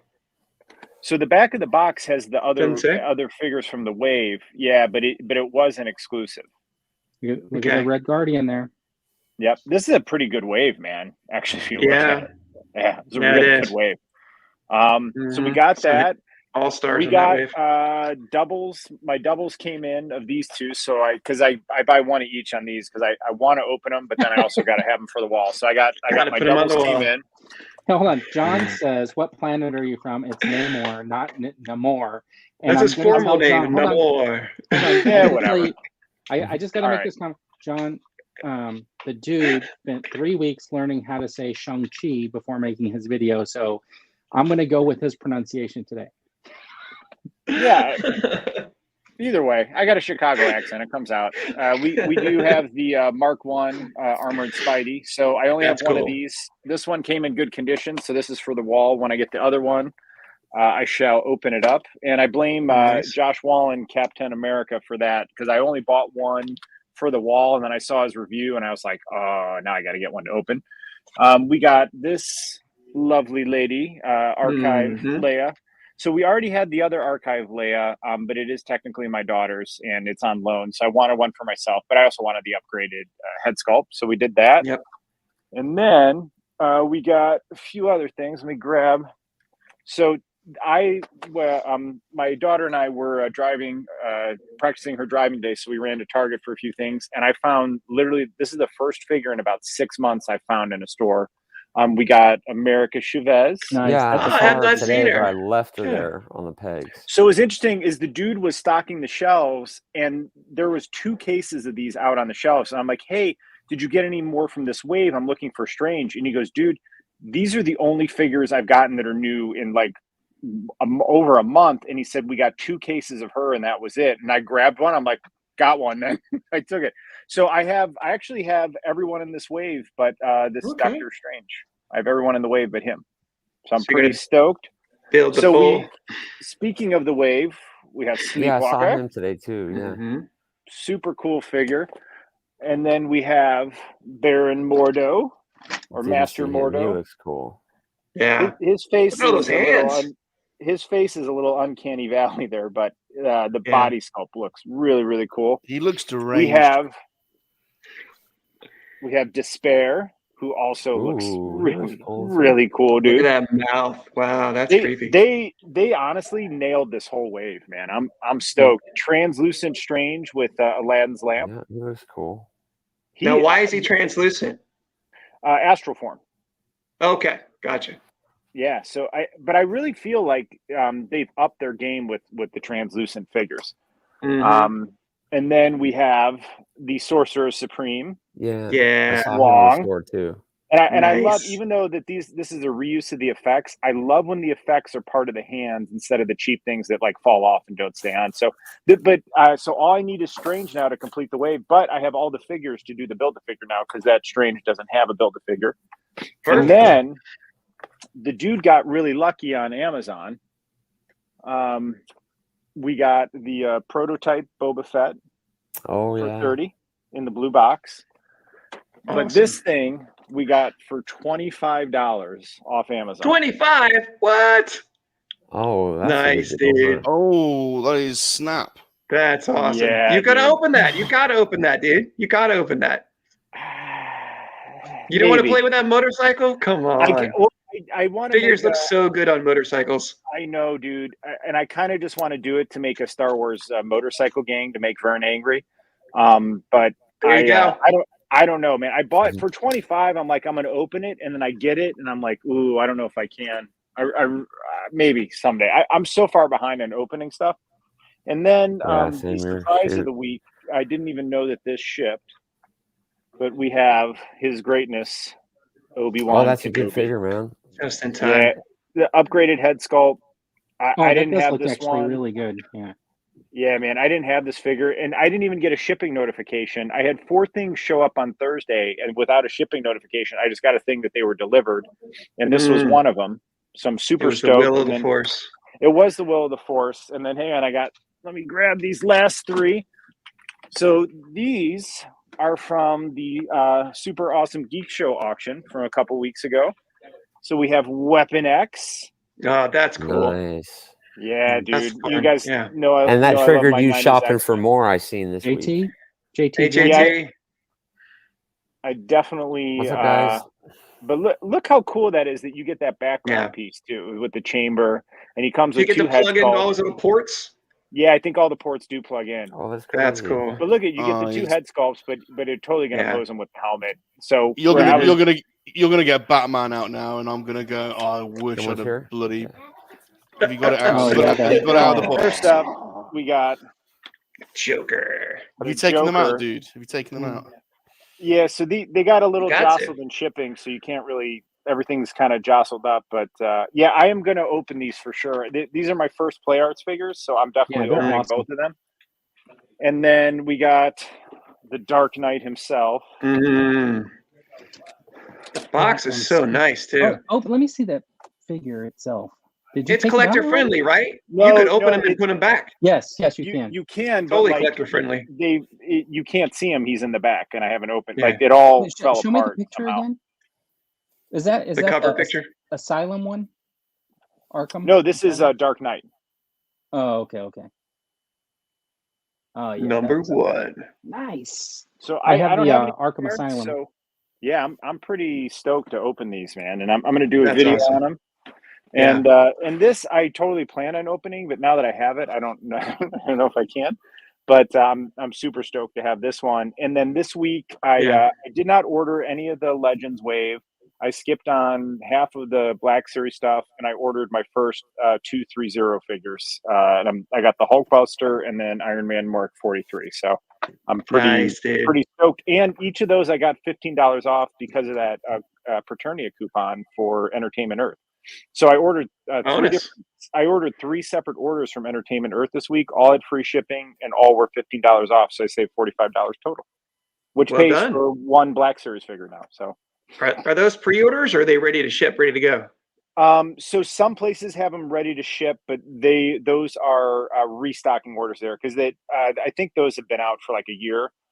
So I just ordered them restocked, but they were on sale there, and then you had the coupon. I think there was like 2 vendors where you could order it, but they were $100 and then $16 in shipping, whereas the one I got was $85 in free shipping. So to save, I can wait a few months for that. So I'm pretty stoked. Yeah. So so basically I didn't have any pickups for like 4 or 5 weeks, and then like everything just showed up at once. So it was kind of a fun week. And UPS driver. You just did a video that was like the $1,000 pickup. Yes. That was like not even a week ago. That's what I'm saying. Like but there's no way you could say I didn't have any. YouTube time isn't normal time. But that's literally what I just said. I had nothing for 6 weeks, and everything showed up within the last week. Now, on the flip side, with that $1,000 thing, part of that was the PS5 and a controller, and then the other thing was I got the AirPods Pro because Target had them on sale for $70 off, and then look at that case. Isn't that cool? $70 off. Wow. Yeah, and I'm using them now because I needed a new set of headphones. I'm like, and I got my daughter Lily AirPods Pro for Christmas, and she raves about them. So I was like, man, for $70 off, I'll totally grab them. And then this was on Amazon for $10, and it's really thick rubber, so it protects it pretty well. And I think it looks. The only thing is the head does come up a little, so you got to smush it down. But I still think that looks cool. When you open it up, it should play Boba Fett. So that's it. That's all my stuff. I'm just picturing Vern. Dude. I'm just picturing Vern naked with the helmet on, walking into and Mrs. Vern being in there. All right, so my birthday. It's my birthday. John's turn. He made it back just in time. Yeah, just in time. Well, obviously, you guys seen my Razor Crest. Did you get a Razor Crest, dude? Yeah. Nobody would have known. That thing's massive. Way. I love how it took all 4 lights to light it up. That's brilliant, dude. And then here's a beautiful box. I'm gonna look at your video right now, Sean, and I'm gonna tell you that you got another. It's like 2.5 now. When we started the show, it was at 2.4, so it's well over. Got another 100 views. You're welcome. Just while we were on the air. I know, but it was getting about 200 per hour this morning, but then it died again. Wow. Artemis Prime just released his, and it's in an hour. It's got like 3,000 views. Yeah, dude, that guy doesn't know what he's doing. Get out of here, Shartimus Prime. Dude, He'll be off YouTube in a week. Channels release something, it's like the gravity of a black hole. It just sucks every viewer in. Yeah, at that but point. I keep telling them, Steve-O, his unique selling point is that bloody llama. Thanks, Get the Josh. llama on. More llama riding, more views. I was going to pass until I more llama, more views. More llama, and then more those views. webs too. I have to get the Those webs are cool. Those webs are nice. Telling you, Sean. Not sure if I showed him, but I got my third trooper. Nice. There you go. Got 3. Beautiful. I got my package from Super Awesome Geek Show, Hammerhead. He threw that in there. He knew it was my favorite. He's one of the best when I was a kid. So good choice. He's one of the best classic figures. Absolutely. I also won First Strike. I'm a massive Jackie Chan fan. So I also got another one of these. So, 17 spotlights on it, baby. I got 2 of those now. One I have hanging on the wall. I don't know if he's up there. No, is that Cara Dune? You gotta open better it. not say that too loud, huh? And you gotta open it and have some more Mando Army? Yeah, I am, because I've got 4 Death Troopers already on display. Nice. They sent me these cool little postcards. Oh, what are those? Little postcards he threw in. Those are from... Oh, John did? Oh, yeah. Nice. Yeah. So, pretty cool. He's a good boy. Yep. And then I did something crazy, but every day I go into Walmart, I go into the NECA section, hoping I would find something, and I finally did. I found these guys. Look at those. Yeah, man. From the movie. Yeah. Did they not? You see, you see Toy Galaxy's video on the making of the Ninja Turtles movie from the 80s? Yeah, I just want to throw this out there and tell Sean that I've been looking for some Ninja Turtles. You got both of them. Yeah. Nice. My birthday.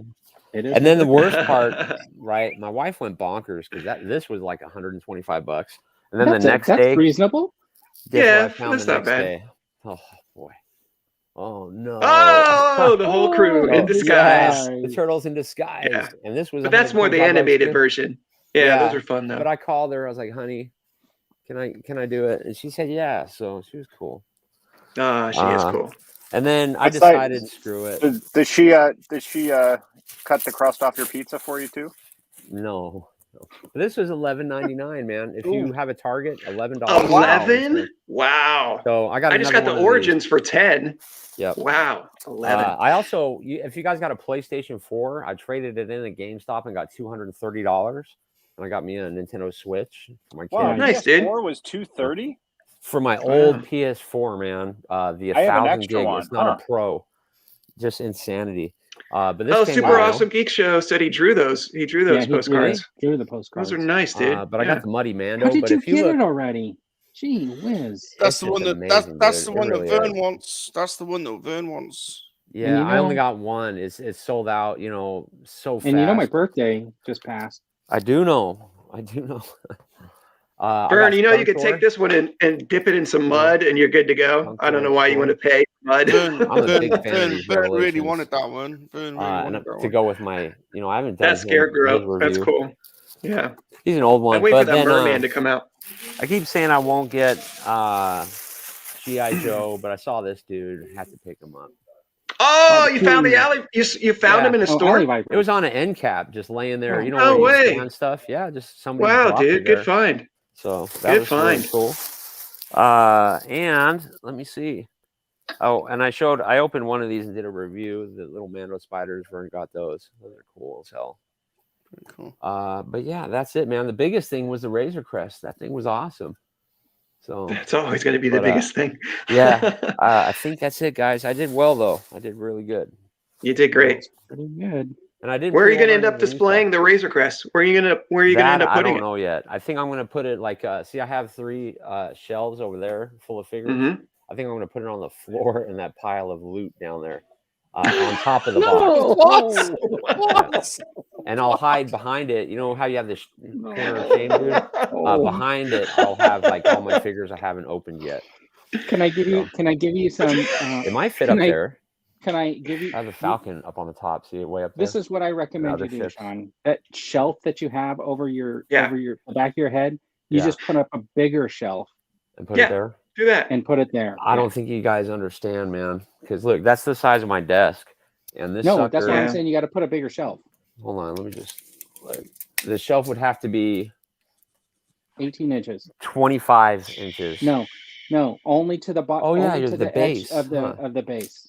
Yeah, you're right. That's why I think I might be able to angle one of these corner shelves, like where my slave one is. I think that one right behind you, every time you're on camera on a live stream, it would just be right there. You definitely want to show it off every time you're on camera. I mean, it looks good right now. It's just over your shoulder, but where you're permanently going to put it, you definitely want to have that on there. Mm-hmm. Yeah. I think people are going to sell them though because of that alone, because it's just so big, man. It's crazy. Yeah.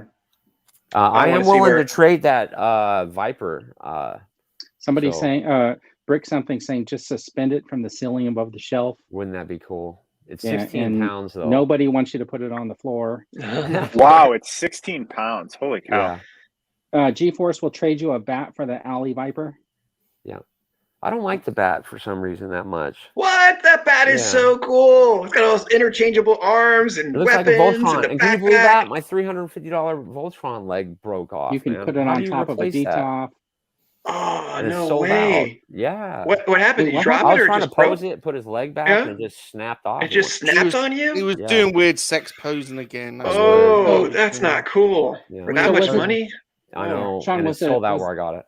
Is it a bending part, like a joint that broke, or is it like the straight piece? Oh, see, the leg just came off, but it's the Black Lion's leg right here. Oh, that.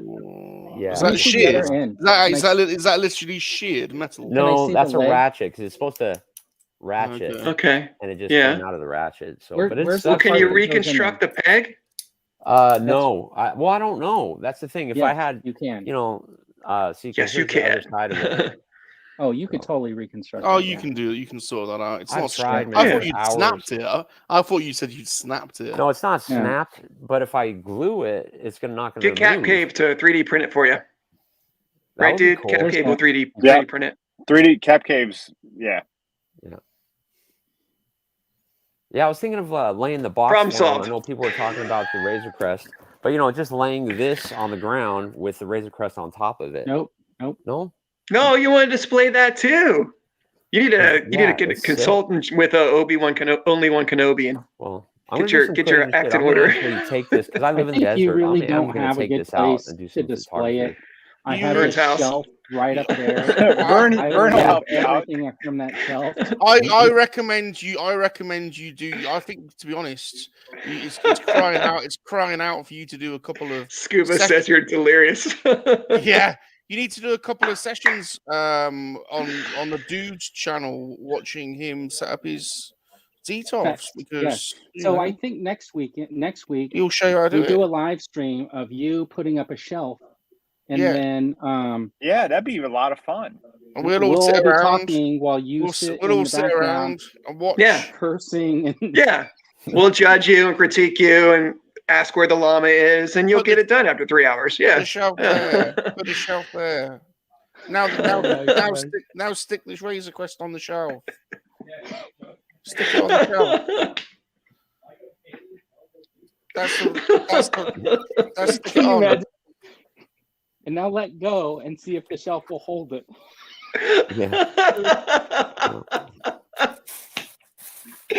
Oh man, you'll be 3D printing some Razor Crest parts for sure. That ship is so sick. Move it over a little bit.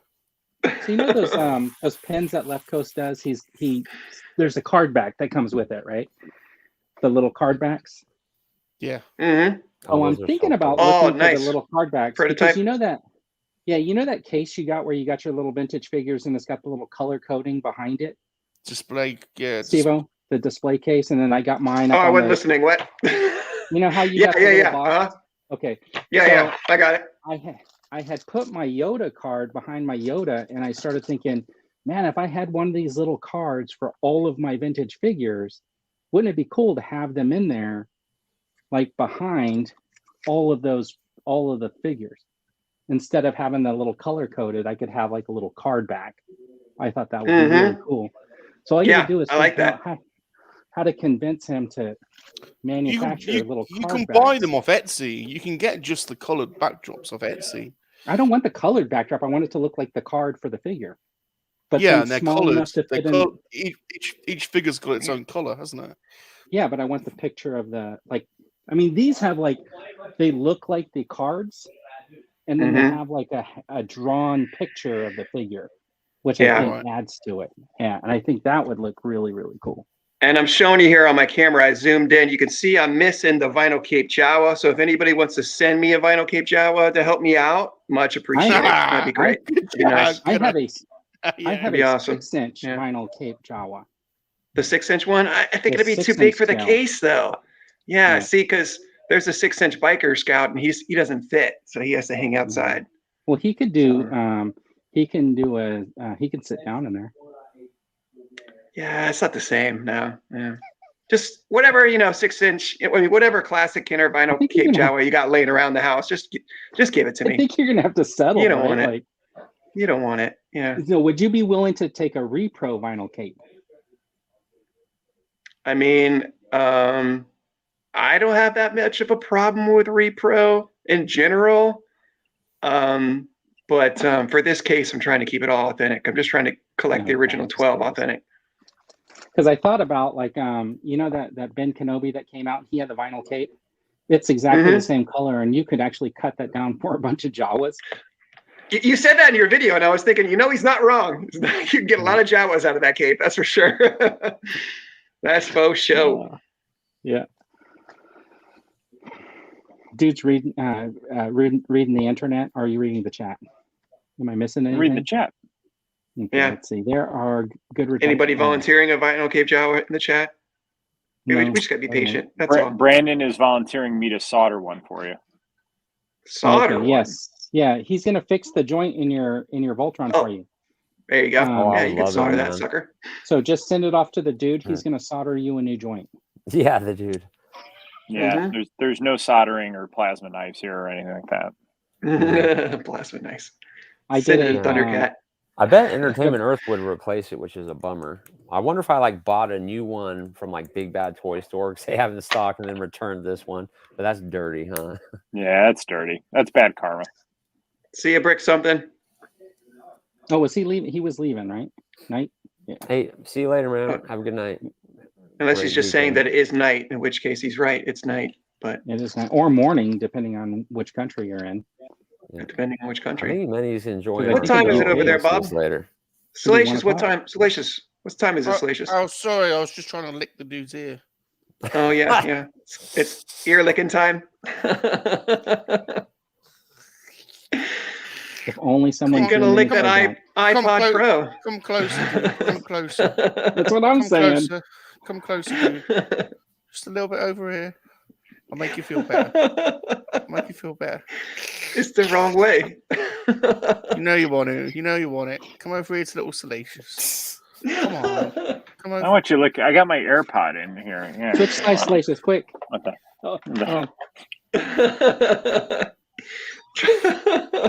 Gotta look after him. He likes a little lick now and again. Lefko says I can make a spreadsheet. We can make a cape out of that. All right.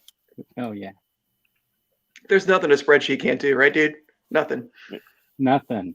Except PowerPoint. God. I've learned that. So the thing is, I did not do a spreadsheet for this week, so I didn't do a game, but I could do one. Does anybody have any ideas? No? Okay. Okay.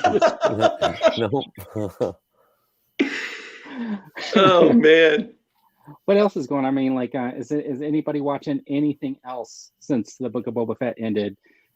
Jack Reacher. Oh, I hear that's really good. It's good. I haven't seen it yet. It's good. Amazon Prime. So if you've seen the Tom Cruise version, really good. Tom Cruise version is pretty good. I've never heard I haven't heard anyone talk about Peacemaker. So in Reacher in the books, there's no way he's like a 5'7" guy, right? In the books, he's big in stature. Like you look at him and you're immediately intimidated. So when Tom Cruise came out and did those movies, it was kind of like, oh, okay, here's Tom Cruise wanting to be the tough guy, and he was. So when they made this show, they of course are sticking more to the source material with the character. And I got to tell you, in the first episode, I wasn't too thrilled with some of the acting. But as the episodes progressed, I thought it was actually really, really good. It actually turned out really decent. I did like it. That guy's a badass. I don't know. Yeah. I've never seen him before. I don't know who That's his what name I've heard. Is, but somebody told me about the first episode, how he's like I'm gonna fight two of you or something like that. 1:10 a.m. in the UK. Wow, JT. I really Reacher, I'm in from the cold. Yeah. So he uses one of the same lines that Tom Cruise uses in one of the movies, which is from the book, where he's like taking on like four guys, and he says, 3 of you are going to get your arms broken or something like that. And then the guy goes, there's 4 of us, pal. And he goes, 1 of you has to drive to the hospital. Yeah. Hey, now are the Tom Cruise movies worth watching? I haven't even seen them. There's only one, but it was good. Yeah, I think they were good. They had Werner Herzog in it, the client from The Mandalorian. Right. Yeah, they do. They are good. They tell the story well. You just have to get over the fact that like people are so intimidated, and Tom Cruise can beat up like 10 guys on the street, right? Yeah, by himself. He's not, in the comics. Suspension of disbelief. Yeah, you're imagining like Jack Reacher, right? This guy's like 6 foot. He's just big, and like basically he can just pick 3 people up with one hand. That's what you'd expect. And then you're watching Tom Cruise, and he's supposed to be able to do that. But I think his movies. Well, I don't know if you're watching Peacemaker. Judo Master is. I wouldn't want to tangle with him, man. I'd really like to see that too, but HBO, another subscription would drive me crazy. I'll tell you what. Finally watched the first episode of Peacemaker. Finally watched the first episode. You guys have been talking about it, so I got in episode 1. I like it so far. So, Sean, I would tell you the season finale is next Thursday, and I would just pay for it for 1 month just to watch Peacemaker. And then the other thing, Rick and Morty season 5 just got released on HBO. Yeah. Oh, it did. I'm 5 episodes into that, and it's just Rick and Morty. It's on par with every other Rick and Morty. It makes you laugh. It's pretty funny. But dude, Peacemaker is better than any MCU show. It's better than any Star Wars Disney Plus show. I would say it is the best show in the last 5 years I've seen on TV. It's better than Mando. Not even close. I mean, to me, I love Peacemaker, man. I don't agree with that assessment, even though I do think it's pretty good. But Sean, I do recommend that if you don't have HBO, that HBO it's worth it for a month. There's a whole lot of content on there that is totally worth like I would cancel. I would consider canceling another subscription for a month or 2 to just do HBO. The other cool thing HBO has, because I'm watching Curb Your Enthusiasm, whatever the most recent season is, which is always funny. But HBO has all the DC movie cartoons on there. So I don't like the DCU movies, but the DC cartoons are awesome. The movies, the DC cartoons are good. I watched. It was a World War II Justice League. It was called Justice Society of America, but it takes place in World War II. And it was really, really good, man. It was better than the Snyder Justice League movie. But I'll watch one of the, like Mrs. Dude falls asleep, and I just sit and I'll watch. They're 90 minutes, and they're entertaining. And they're all good. For 1 month, you'd pay, I think, like $9, dude. It's totally worth it just to see Peacemaker and Rick and Morty. There's enough content on there to make you very happy that you invested in it. I would take, honestly, I would take HBO Max over Netflix and Hulu probably right now with the content they have.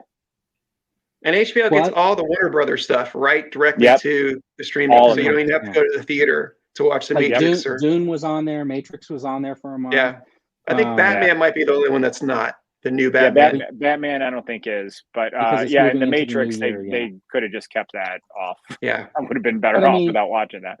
But the thing is, because it was free, right? Yeah, because it was because you're already paying for it. It's fine. You're entertained. Yeah. Well, it's like I thought Keanu was good. Keanu was good in it because it's on TV, right? Yeah, and then the Wonder Woman 84. You didn't have to go to the theater for that. Thank goodness. Thank goodness. Yes. So let me ask you this: if it was reversed and a male superhero inhabited someone's body, basically Wonder Woman raped that guy. Wait, what? Because he had in Wonder Woman 84. Okay. They sucked the brain out of that guy so that Steve Trevor could inherit him. And then at the end, she had to let Steve Trevor die and go back. And then that guy had no memory of it. So like, I was like, that was really weird. Wonder Woman 84 was a train wreck. So I didn't think of it that way, but wow. Yeah. Okay. Yeah. It's pretty dark when you think about that. But if you think about it, it was 1984. So I don't think that they would have been canceled for that. Right. It was the That's 80s, man. Wonder Woman. If Wonder Woman wants to abuse my body, she say it on the record. I just thought it was weird conceptually to do that in a movie. You know what I mean? It was odd. I consent. Yeah, it was very bizarre. That whole setup where they swapped his soul into this other body, and where did the other guy go during this time? Right, exactly. Like just that's wrong. Just in general to do that, to another human, to inhabit their body like that. Like I thought that was really selfish of Wonder Woman. I could see if it was the city was crumbling and he dies, like when something crushes him and kills him, and then he gets up and he's now Steve Rogers. That would have been way better, right? Wow, so Captain America would have been in Wonder Woman? Yeah. No, what I'm saying is... no, you said Steve Rogers, so we would have Captain America. Trevor. And Steve Trevor, right? And at the end, when he leaves, then the guy, he's dead. Goes back to Under the Rock. Yeah. That movie was... The DCU is just a train... It's one train wreck after another in the DCU. I did like the Snyder cut of Justice League. When I watched it, I thought it was... I did think it was better than watching the original theatrical version of the film. So I thought that was like a win for them. And then have you seen this other movie that Zack Snyder did on Netflix, The Army of I tried to watch like 40 minutes. The movie was awful. Zack Snyder, J.J. Abrams, and Michael Bay Did you see this? You haven't seen the second one then? The one about just the safecracker and how he becomes the safecracker? Mm-hmm. I keep seeing that on the queue, and I kind of want to watch it. No, I can't watch movies by those three directors. I just can't do it. I do just because they have to redeem themselves eventually, right? No, they can't all be bad. Thank you. Right. They are. One of them's gonna hit. One's gonna be like, "Yeah, that was a solid C. All right, good time. Let's move on." Yeah, no, dude, J.J. Abrams is just he's a. Like the Watchmen is the Watchmen's awesome. I did fall asleep during the Watchmen. I did not like the Watchmen. It was boring. If you have insomnia, that's one of 3 movies that you should put on. It will help you out immensely. But I did slow motion is not like any. It's literally a crutch if you have no vision, and like the constant slow motion is just it's so like after a while I'm like, oh my god, dude, it's so boring. And then J.J. Abrams is trying to blind you with lens flares. It's like, we get it. You like Steven Spielberg in the 80s, like we did too. Just do you have an original thought in any of your movies? No joy. No, not from those 3 directors. No, joyless. What about Sin City? Did you like Sin City, dude? Oh, Sin City was awesome. Yeah, and I like that Sin City. Girl. What? That was good. That was good. That was awful. Was amazing. I thought it was awful. What? But some of these things that they didn't these guys do in their careers, where they do something just really off and makes a difference cinematically, I think they do look really, really good. And you may not like the whole storyline or whatever, but the way it's crafted is done cinematically well. Oh my gosh, when you're watching something, you can really like enjoy it and never have to watch it again. You know what I mean? And some of these movies are like that, where they're like very enjoyable for the cinematics, but it's like you never have to watch it. That's like the Joker for me. Yeah. The Joker was a masterpiece, almost like the Joker, but I'd never want to watch it again. That thing is fantastic, but I mean, like, good. I still haven't seen the Joker. Yeah, it was. It's rattling.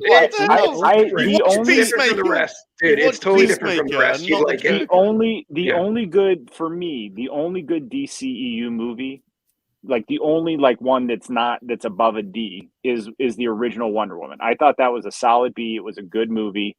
Every other DCEU movie, I've maybe made it to 20, 30 minutes in and I turn it off. Aquaman, Suicide Squad, all the Batman, Batman versus Superman. I won't even I just stopped watching them because to me they were. Aquaman is actually one of my favorite movies. And I like some of the fight scenes, like that living room scene. That's where slow motion kind of worked. Yeah, Aquaman that whole movie was just. I thought Aquaman it was so beautiful. Bad, oh my gosh, it was terrible. I just thought it was fantastic. Aquaman was fun. It was a fun time at the movies. It was good. I'm telling you, I mean that's what half makes a movie is like if you can watch it again and just still enjoy it. Yeah, it's just enjoyable. What about 300? He wants 300's a good movie, right, dude? Nicole Kidman. You don't like 300? No. Oh, what, dude? 300. Dude, watch. Right. Okay, I'm going to tell you this. The easiest way to explain why I don't like that movie, watch the 300. Have you guys ever seen pitch meetings on, I think it's Screen Rant or Screen Crush? Yeah, but he does. It doesn't matter what the alternative version is. The movie we got was fun. Yeah. That movie is horrendous, dude. Again, it's abusive slow motion. It's just like the cinematography, the look, it was groundbreaking. It was different. It was ambitious. Dude, if Helena Christensen was naked in slow motion, are you going to go, it's terrible? It was terrible. I thought 300 was awful. What the France? Awful. Yeah, what the France? Yeah, man. I did not like it. Dark Knight trilogy, as G4 says Dark Knight trilogy. Oh my god! Come on, then DC. Come on. No, Batman. Dark Knight. That's not DCU. Yeah, that's it's not DCU. The Dark Knight is arguably one of my top 10 favorite movies of all time. Wow, like that, and the Dark Knight trilogy is incredible. Batman Begins, maybe. Oh, dude, are you kidding? The Dark Knight with Heath. Now, Bernie just being an antagonist. What did Vern say? What did Vern say? What did he say? Said it was downhill.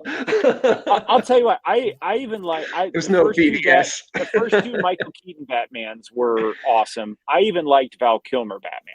I with Jim Carrey and Tommy Lee. I even like that.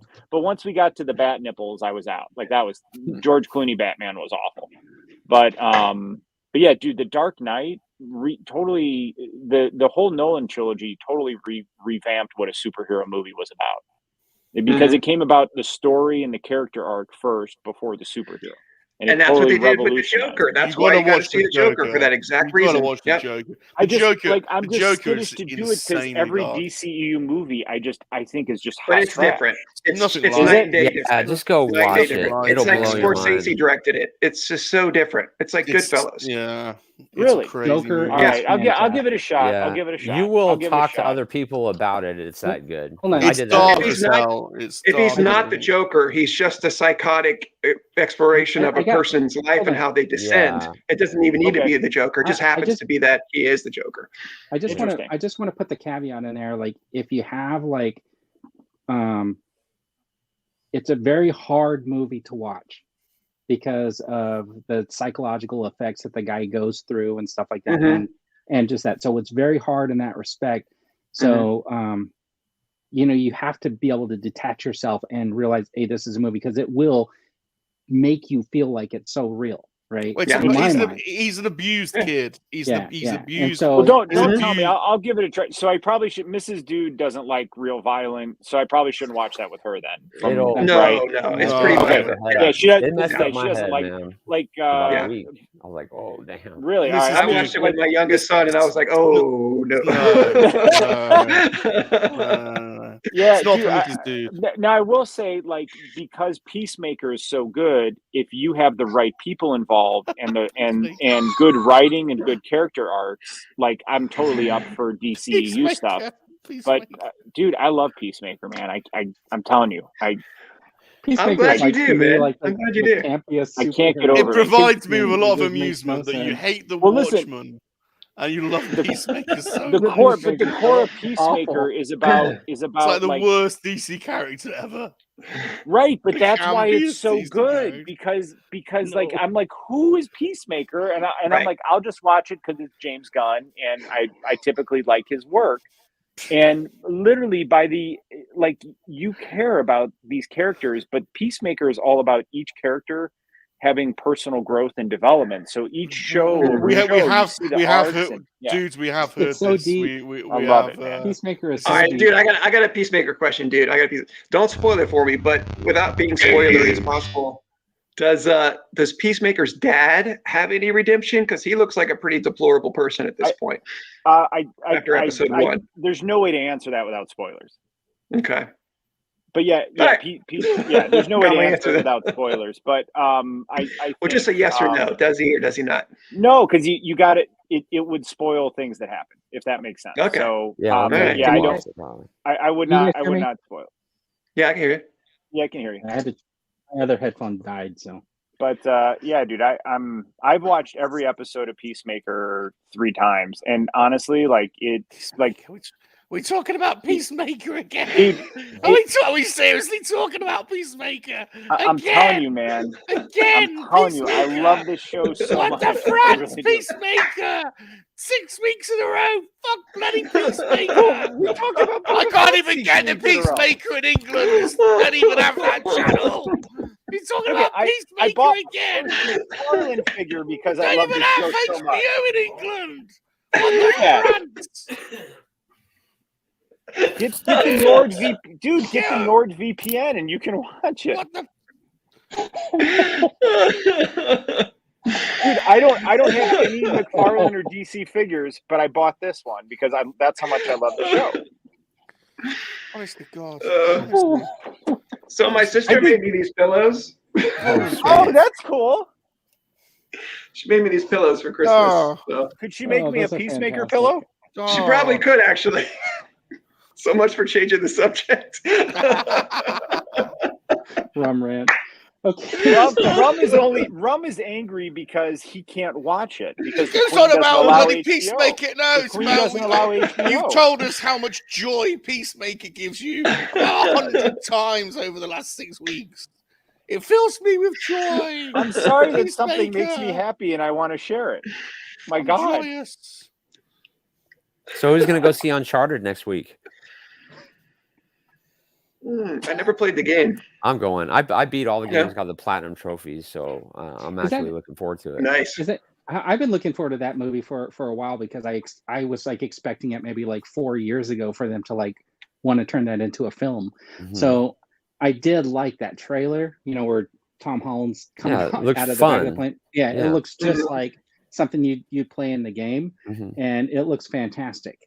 So I'll probably go see it. Yeah, I'll watch it when it's on streaming. But I'm not probably not going to be going to the theater very much. I'd buy a Collecting Star Wars pillow. It would. I got merch. It would see some action, though. To be honest, Steve. You have shirts? Are they on Teesprings or what? I haven't made them available for sale yet, but I'm considering it. Yeah, I got a yellow one too. So okay, it's because I'm starting Salacious is a Teespring store, and you can get to it by going to salaciousrum.com, and then I have a Teespring store, and it's built through like my YouTube channel, and we do have a 3 Men and a Monkey Lizard shirt up there if anybody's interested. That's right. Sean, are you going to do a shop? One day. I like to, right now with my kids and work, I just got too much on my plate to even sit down and try to make a shop. That's why Salacious gets mad when I don't have guests and all that, but really I never have time. It's crazy. I would like to say that I am an official member. Yeah, I do have a channel membership. Yeah, you don't get anything because I'm still waiting. No, not yet. Nothing. You don't get anything. You don't get. I've been a member since day 99 cents. I've been a member. I've been a member since day one of the Sean Solo channel, and I can tell you get absolutely jack shit. I'm still waiting for my llama sticker. No llama sticker. No llama riding. So nothing. No private videos. Nothing. No llama riding. Nothing. Anyway, for the 26 people who are still in the chat, it should be like an OnlyFans of llama riding. Yeah, Sean, that's where these guys are totally listening to every word I'm saying. I can't recommend it, to be honest. And so, can't recommend it. Not even like a private video. Not like, nothing. Hey, you should have a private llama. You should send everyone a private llama riding video once Exactly. Well, and don't forget, I've got 3 Fabulous Disaster, Darth Vader, and Rum. This guy named Darth Vader. He's always super chat if you want to. Yeah, the 3 of us. Trilogy right there. The 3 of us are united. We're going to form a little union. Sean Solo Members Union. We've had enough, Sean. Oh, I got a short bonus from my other channel this week. Yeah, you did. Cool. Me and FD and Darth Vader, we peed off. So we want llama riding. We ain't getting it. Oh wait, JT asking us in chat what Peacemaker is. Do you guys mind if I talk about it for a few minutes? Sean, let me ask you a question. Watch Salacious have a Sean, let me ask you a question about your membership. So you have a membership. You don't offer any perks. And no, you get a little badge. No perks. No. So perks. you don't do a special members only community post. No. I've put a couple posts. Yeah. Like, what are you interested in? And somebody recommended a llama sticker, and I've said okay. And I'm the only one that responded. And he hasn't answered. Darth Vader posted to respond. Just get Left Coast to make you your own llama sticker, or Sean Solo riding a llama pen, and there you go. That'd be fun.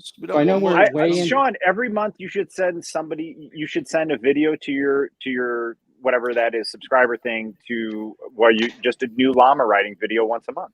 Yeah, I should. It'll take 30 seconds of your time. Yeah, I want to see a llama ride in the snow. Yeah, that'd be good. Eric knows what's up. Us members, you know. Oh, no wrong time to rock. 1 second again. Members don't get anything. So I thought about doing a membership, but I don't think it would take off. I think I'd get one person. I think you have to advertise it, is what it is, and I don't. Yeah, is that what it is? There. Well, I don't think it's really about the advertising. It's really about getting something. Do something. Yeah, because I thought about I could make short videos just for members or something like that. Oh, there you go. Fabulous Disaster says I'll have a video of dude talking about Peacemaker for my members. Yeah. I'm sorry something makes me happy and I want to share it with people. It's terrible. So terrible.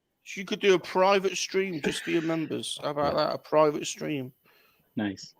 Be your private dancer. Dancing for money. Do what you I do want to remind. I do want to remind everybody that it's currently Star Wars Podcast Day, and these are the 2 hashtags. Yeah. If you're looking for podcasts, and then don't forget to use the 3 Minute a Monkey Lizard hashtag when you're on Twitter and Instagram, and you want us to see your content or just share it. Yeah, that's right. That's right. I made up that hashtag, by the way. Making pint glasses. Well, I would beg to differ with you, but why don't we go on Twitter and type that in and see who did that first on Twitter? Who's got the first That's right. Speaking of Twitter, I'm calling my shot. You guys ever had a viral post? I had a post that got 2,000 likes. Nice. Twitter. By the way, James Gunn, who directed and wrote Peacemaker, he's the showrunner as well. He's liked 2 of my tweets and retweeted 1 of my tweets, and he responded to 2 of my tweets. Nice. To be honest, most of the internet by now knows your feelings about the Peacemaker, so it's probably got around to him. Yeah, look at that, 1,900. I really like it. Never had that in my life, and it's a horrible. That's awesome, picture. dude. That's awesome, man. No, it was a good picture. But, it was a good picture, and you got that out there quick. So you were quick on the punch with the picture. Yeah, it's on your special little desk. All right, dude, I will give it to you because you used that hashtag on December 5th, and the first time I used it was looks like December 9th. There you go. Thanks, Ed. I appreciate that. So you do 300. 300 is a good movie. There, it's all been decided. If I had your address, I would send you a lollipop. Thank you. Thank you. I would eat it. Actually, I wouldn't. I'm on a diet. But thank you for the gesture. I've gained some weight, man. I'm really proud of myself. What? You ain't gained any weight? I've got a belly. I'm Sean Solo. I gained 4 ounces today. You ain't gained nothing, Sean. Dude, I've lost 17 pounds since the start of the year, so I'm on the way. I'm on the way back to my pre-COVID. Yeah, man. I got to get back to my pre-COVID. That's fantastic. Yeah, I'm on the way. It's hard. It's hard too when my wife has the metabolism of a thoroughbred. She eats whatever she wants and looks amazing. And you have 2 teenage daughters. So last night I'm eating reheated smoked chicken and green beans, and they're all eating pizza in front of me, and I'm just well, it's about willpower, on snacks. That's what it takes, though. That's what it takes. I did. I had a moment of weakness out of stress and anxiety. I was having a rough week, and I gave That's all right. But you know what happened? I gained 5 pounds just for one night of binge eating, and then it took a whole week to get it off. And then so what I learned is every time I make a decision to put something in my mouth, to eat, is I asked myself the question, is this going to help me hit my goal and be healthy, or is it going to take me further away from my goal? And last night I got up and they had these special edition chocolate cake Oreo things. And I'm looking at them and I just said that. I'm like, is this going to help you hit your goal? The answer was no. So I went in the fridge and I got some frozen mangoes, and you let them to thaw. Like they're like sliced up, and you let them thaw out halfway, and it kind of has like a sherbet texture to it. So I just had like 15 pieces, little chunks of mangoes, and it was a nice treat. But I was like, I ended up losing a pound yesterday, you know. And I know if I would have ate those Oreos, I would have gained half a pound, you know. Yeah, but the mangoes and the Oreos together would have been even better. It would have. But I got to get back to my pre-COVID speltness, man. I gotta get back. Edmonton the leg modeling. Yeah, I really appreciate it. Leg modeling. We haven't had any legs today. We haven't had any legs. We haven't had any llama riding. It's Fern's birthday. I would have done some. What? We haven't had jack shit. We've had no llama riding. We've had no legs. We've had nothing. No head swapping anything. We had nothing. Nope. It's not right. What did we talk about the whole show, man? Things have changed out here. Things have changed. Things are really turning around. Things have, you know. So where are we next week anyway? Nobody sent me any birthday presents. Nothing. On the plus side, I have got a new friend. You guys barely listened to me during the show. I kept cutting me off, talking over me. I have got a new friend. Kept talking when I was trying to talk. Nice friend. My hair is in top bloke. Top bloke. He's top bloke. It's my hair in England on vacation. My hair. Having some tea and crumpets. It's so funny how Americans always go to the tea and crumpets. Surtur on a Barbie scooter. Okay, give it to me.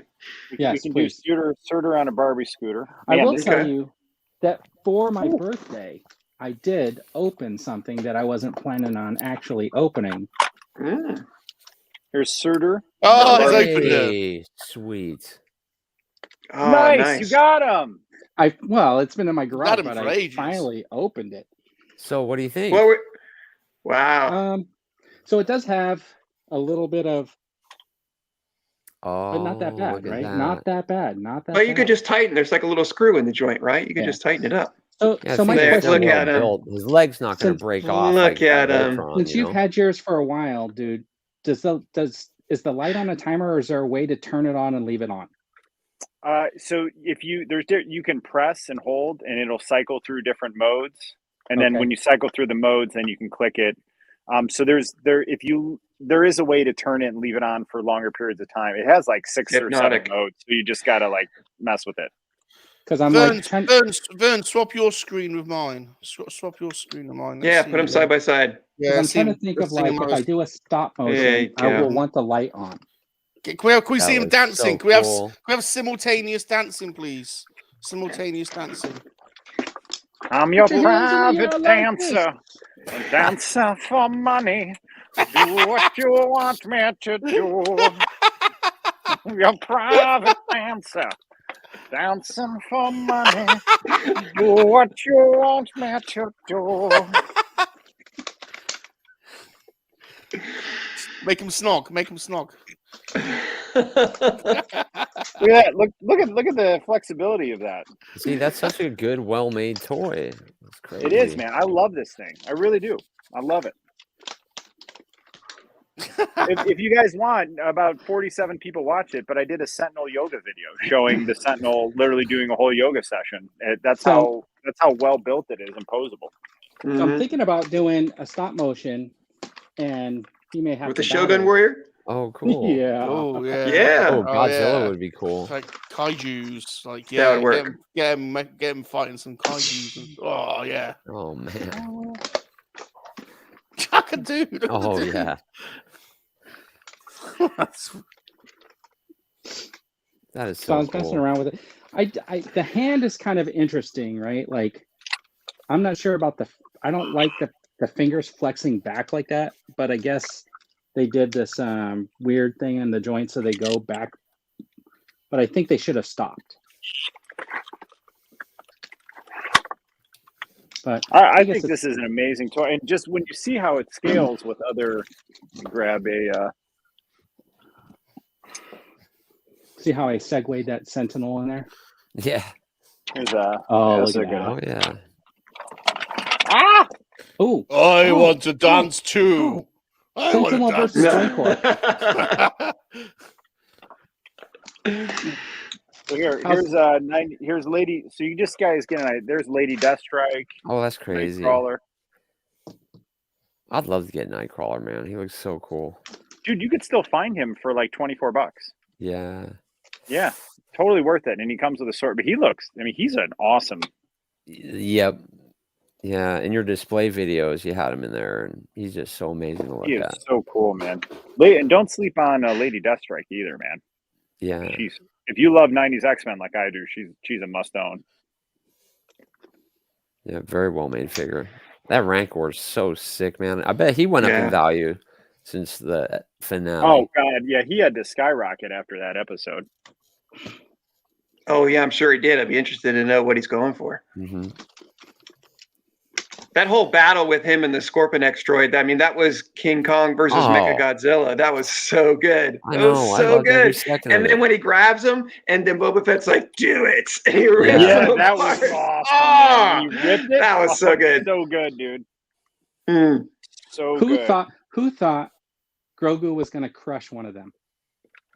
See, that's what I liked about I did. it. You know, yeah, I thought he was going to pull his lightsaber out. Mm-hmm. I think that's what I was going to say earlier. Like crush it, like in like Luke did at the end. That's everybody's problem. The training Everybody droid, expects stuff from the show because they keep delivering. Yeah, they surprise you. And I've said this before. My mom always told me, "Don't plan your joys." Right? Yeah, but that one piece flying off was hilarious. So I thought that was awesome. Yeah, it was. How they did that. And at least because it was showing you what he learned from Luke in that short time that he spent, that balance idea, and the idea that, okay, he knows he can choke out Cara Dune. He knows he can tap into the dark side. He knows he can destroy the training ball. So when he's facing that Scorpion X, he's using that dark side power, and all he's really able to do is just kneecap the thing and not really take it down. So when he goes up to face the Rancor, he learns from that. There's that balance. And instead of trying to crush it, he uses the light side and he puts it to sleep. And that was so cool to how they demonstrated that dichotomy. He learned that from Luke with the frog. He did. Luke showed him that we're all connected to the Force. And like, so I think his face when he did that Luke, so epic. Luke helped Grogu to unlock his memories of training, right? Yes. And then Grogu learned from Luke about his connection to the Force and everything. So I thought that was actually executed perfectly when he pulled that out and then he put the Rancor to sleep. I thought that was brilliant. Yeah, and I was, like I said in my video, I was like, he had his memories unlocked, which is just going to make him way more powerful in the season 3 of The Mandalorian. It's going to be awesome to see what happens. And Lobot, thanks for tuning in. Thanks for hanging out, Lobot. So. Yeah, because I broke that guy out today, and I was like, oh man, I'm gonna do a stop motion video or something like that, and the Sentinel, and I'm thinking like I can have him go up against that Shogun Warrior, and then when all else fails, maybe Mando and the Darksaber. Can you imagine Mando jumping up and then chopping off a bunch of fingers? Yeah, that was so cool, man. Watching him and Boba flying around. It was sweet. Yeah, it looks and like watching how Boba, just the poses they were doing, it was straight out of comic book. I thought it was art, man. Really good job. But there was some jarring stuff, yeah. What's going on up there in the Rum Castle? It's Freddie Num riding the Sentinel. Oh, it's because you're looking for llama riding? Yeah, well, Freddie likes to ride the Sentinel. I like what JT said. Grogu just wanted the shiny kneecap. Yeah. Did you see this guy's pictures where he was like, I think Steve was going to drop out and come back in. Did you see this guy's pictures of the Boba Fett that he was posting? And he was like, with the new design, let me see if I can find my Fett. So you know how the new design, they put the little knee pads up on the upper part of the leg. So he's basically saying, like, if you have your Boba Fett and you stand him up like this, there's no way he could be firing those missiles off, like in the show, because they're attached to the upper part of the leg. So then the trajectory of those missiles would be going up. So you know how in the episode he kept putting his knee up and he would fire the 2 missiles off? You can't recreate that with a figure because of the way they put because of their orient. Yeah, and then I guess the stormtroopers, in the stormtrooper one, I think he was trying to say that this slides down so you can fix it because it's part of that centerpiece, but because they're attached to that upper part of the leg, there's no way you could ever like pose it into that position where he's shooting the missile off. So it would always end up being like that type of a pose. So yeah. So I didn't even think about that before. I hadn't tried to do any poses out, but if I tried to recreate that final battle, you couldn't do it. Like the old one, right? Like this one right here, when I modified it, I actually glued it onto the lower part of the leg. There you go. That'll work. So I'm thinking about taking them off and re-gluing them to the lower shin on my Boba Fett, because I think it's super easy. It's just a piece that's like glued onto the leg, and I think you can easily just take it off and maybe glue it down somehow. But we'll see. I have to look at that a little bit more. John. Hello, Joseph. Yeah, Joseph just joined us. Thanks for joining us, Joseph. Thanks for coming in. And then I'm gonna go soon or fall asleep. Sweet dreams, John. Sweet dreams. Oh no. Salacious, are you gonna sing it? Sweet dreams are made of these. You and I can disagree. You're I quit all Star Wars. Some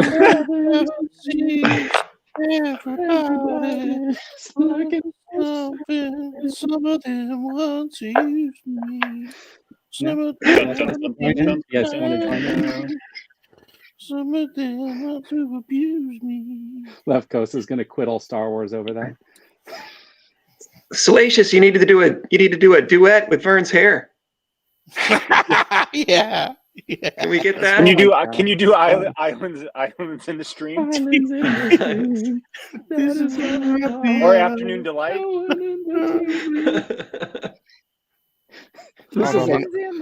I kind of need to be looking into his eyes, don't I? You know what's really funny is like right now it's like I know it's like 2:00 in the morning there, and I'm feeling like the 2:00 in the morning, even though it's like not even 6. So there's no reason I should be singing at this hour.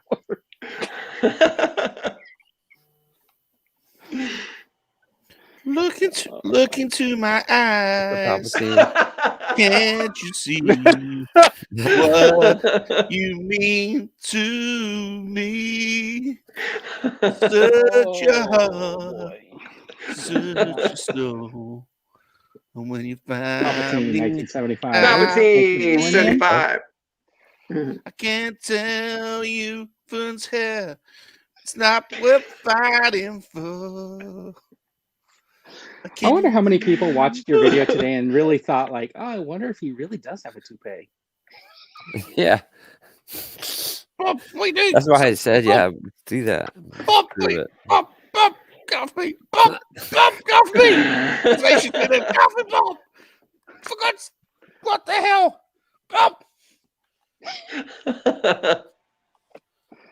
Oh my gosh, I've never been harassed so much. Is he reenacting Wonder Woman 1984? Is that why they shut the camera off?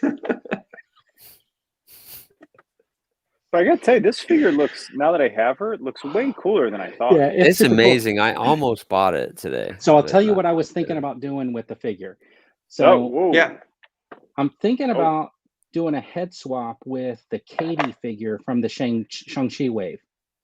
And then maybe doing a repaint on the jacket so that I can have these two figures kind of paired up as the non-superhero-ish versions of the two characters. That's a cool idea. I like that idea. Yeah. So I'm thinking about doing that. It just looks like a really good face. I don't know who the actress is, but the face sculpt looks really good. It just looks like a cool figure. Yeah, she did a TikTok video of her unboxing that figure, and she was so stoked. Cool. Yeah, I've seen it. I'm sure that's cool. If you're like, it's your first big movie or something, and you have an actor, that's got to be supposedly. Oh, she really? Oh, that's got to be really cool for her. Yeah, good for her. But she opened it and put it in loads, like 30 different poses. Man, it was amazing. Wow. And she was so excited. It was cool. I bet, man. That'd be really cool. Yeah, actually, I'd say this whole way. I'm missing the Strange, but.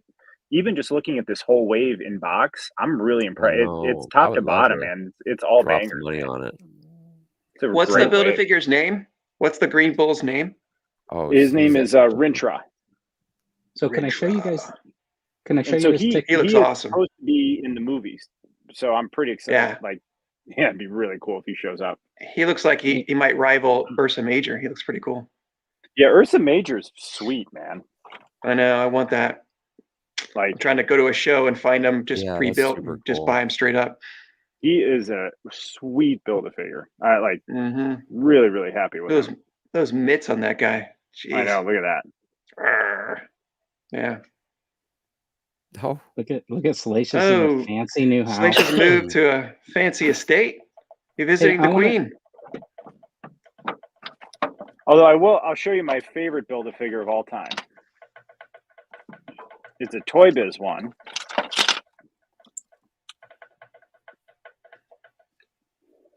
Oh, Mojo. That's horrifying. So if you watch 90s X-Men, this is like essential if you're collecting 90s X-Men figures, man. But he is awesome.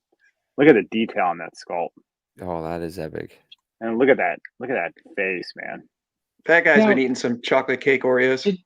Is this the one you just built recently, right? Like last year in the fourth quarter last year. Yeah, I went or it was probably fallish. I actually went to I was traveling in Columbus for work. Yeah, I remember. There was a really cool toy store there. Yeah, and they ended toy up store having, you went to. Yeah. Did you do? Yeah, they ended up having the figures, and then the figures they didn't have. They had the bath pieces. Okay, I must have missed it.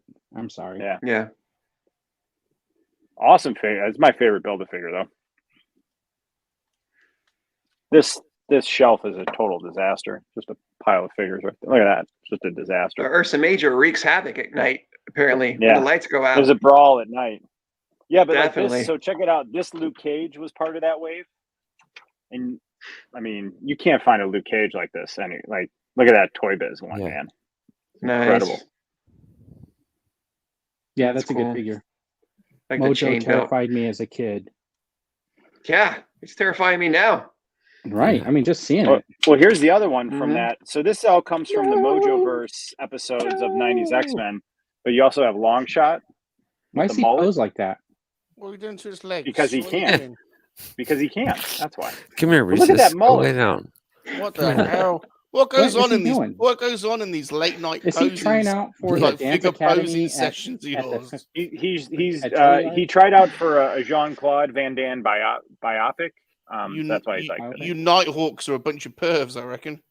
I thought he was trying out for like a dance academy at Juilliard. I thought it was yoga training with Sentinel. I thought he was auditioning for the next Fame. Pervy posing. That's good. That's a good title for a show. It is. Yeah, it is 2 a.m. in the UK. Might as well be time for pervy posing. And then speaking of, and this is what I was saying about translucent figures, man. Like, Legends really up to translucent. He's I mean, beautiful. look at last year they totally changed how they did translucent figures, and they're all epic now. Look at that. Look at the eyes on it. Under the light setup you got. Oh man, looks so good because you can make them purple, you can make them red, you can make them blue. Yep. And it really makes the white ice effect on him stand out with those eyes. Mm-hmm. Just look at the icicles in the back. Yeah, all frosted. Yeah. Such a good figure. Yeah, I saw that Palpatine. I was so pissed off. Patrick came out and said, well, the Rancor was something the public didn't want, obviously. Just like that, man. And to me, that was so Patrick is a corporate goon, man. So that's the way they think. That guy's in every corporation in America.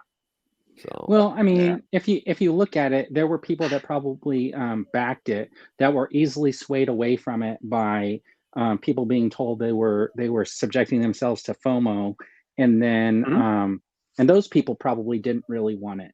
So I think that the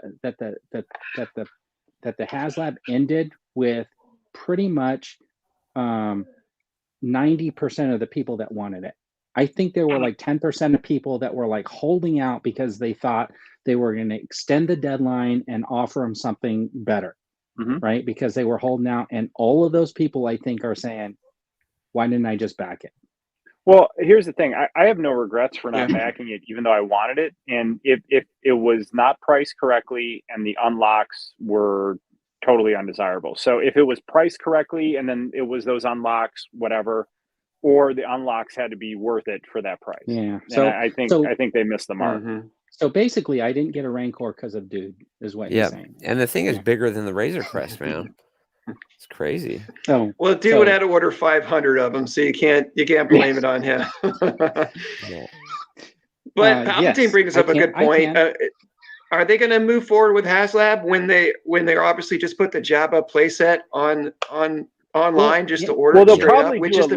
Which is the business model they're going to go with going forward? They'll probably do a Legends HasLab, because both Legends HasLabs broke records. I mean, those things soared through the funding, but it's because they were priced correctly.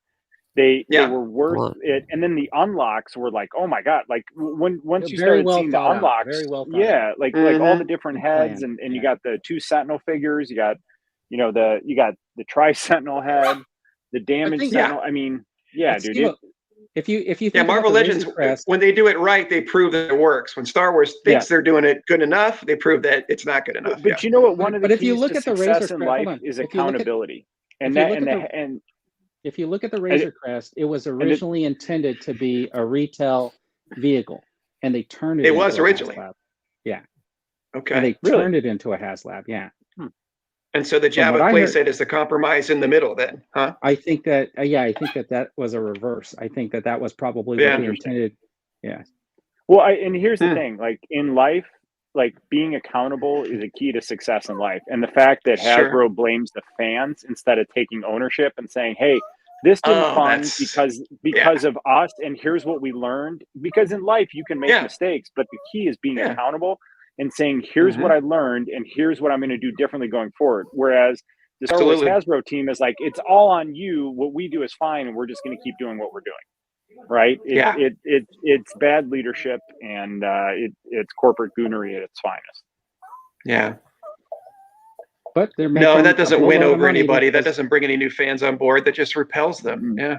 But their earnings don't say that. That's the downside of it, right? Like when they release their fourth quarter earnings or something, it's like they're knocking it out of the park regularly. They're showing massive gains every single quarter. And I think they're raising prices. But they're Disney beat earnings by $1 billion. Like their park earnings, they estimated $6 billion, and it came in at $7 billion. Yeah, and it's 100% due to the price increases. They cut 28,000 employees. They cut Magical Express. They cut all these perks to all the loyal Disney customers, and then they jack up prices through the roof. Oh, look what happened! We made an extra $1 billion, and then the biggest D-bag CEO in the country, Bob Chapek, gives himself a $19 million raise. Did you see what they just announced too? Is like they're saying that people who are going to like the parks are choosing the pricier tickets. Right, because they made it $20 for the Genie Plus. Yeah, but you used to get fast passes for free. So you would get 3 fast passes. Now you got to pay $20. We do it at night. We do 9:30, 10:30, 11:30, and then we'd hit that last ride, and you get your next fast pass. And we would get like 7-8 fast passes in a day. So you're skipping all these lines during the day, and then you wait like 20-30 minutes for a second, third tier ride. And now when you look at the park, all the standby waits are like 45 minutes to 2 hours. And they've totally ruined the experience. And dude, Disney World is one of my favorite places on earth, and we're not going this year. We're boycotting it. Not giving them my money, man. Well, I think it might be sort of a swing in the opposite direction. When everything was on lockdown and you couldn't go, now everybody's flooding the parks to make up for last time, and it's gonna come back down again. It's gonna normalize, and then you're stuck with high prices, and now people are really gonna have to make a hard decision. Okay, we just went. Do I need to go again for more money? Probably not. And then they'll have to adjust, or maybe they won't. We'll see. Well, the thing that bums me out is we grew up really poor, and but we still got to go to Disney World. We would stay at a Motel 6 in Kissimmee, and then drive like 45 minutes in, and I remember we'd park in the back and you'd take the tram, and it was like, I just know that like there's no way that my family could have gone now. You know what I mean? The way it's priced, and that and I would have missed out on all those memories. And can we go? We can, but to me, it's the principality of it, and it's voting with my wallet. I don't like what they're doing, and I don't think it's good. I don't like that. Right. Like, the guy came back. Jiminy Christmas, are you all still on? And yes, we're still here. We have a lot to talk about. We haven't talked in a while. Salacious has his arm up. He looks like he wants to ask a question. Go ahead, Salacious. You got to take yourself off mute. You're on mute. I'm going in for a snuggle with dude. All right, this is a clear sign when that everything's going downhill. This is the first one. The only first one you've seen. So I'm going to do some of this, some of the technical stuff that we need to get out of the way. For those of you that are still around, I will do head swaps for super chats. Should have said that. 3 hours into the show.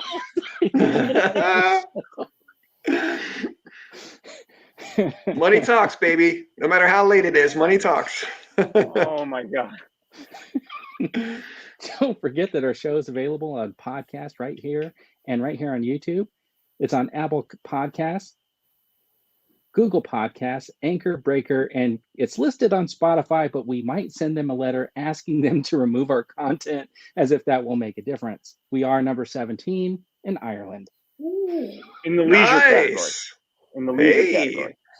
Don't forget to subscribe to all of our channels, especially so you won't miss an episode of 3 Men and a Monkey Lizard. You can follow us all on Twitter or Instagram, and I'm pretty sure we're all on TikTok now too, right? I think I am. Yeah. And then don't forget to like, comment, and subscribe. Hit the notification bell so whenever every 5 minutes when I upload a short video, you will be notified. And no matter what time it is. Oh no. That was old. Remember we did the snacks with the boys. So funny. Sean's back. All right, what I missed? Gone crazy with pricing. What happens at 2 a.m. in the UK? We snuggle. He's out of it. He's like falling asleep over there. All right, guys, we've been going about 3 hours. Wow. Do some reminders. I got to let the dude, you got another show to go to in Does he? 45 minutes. Oh. Who's the host the next week? Is it where are we or going? Sean?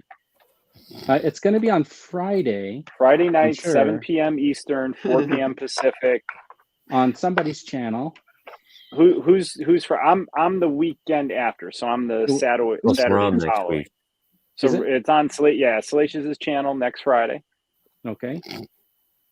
And don't forget, it's here's your hashtags for Podcast Day, Star Wars Podcast Day. Apparently, it's more than a day. It goes on for like a week and a half or something like that.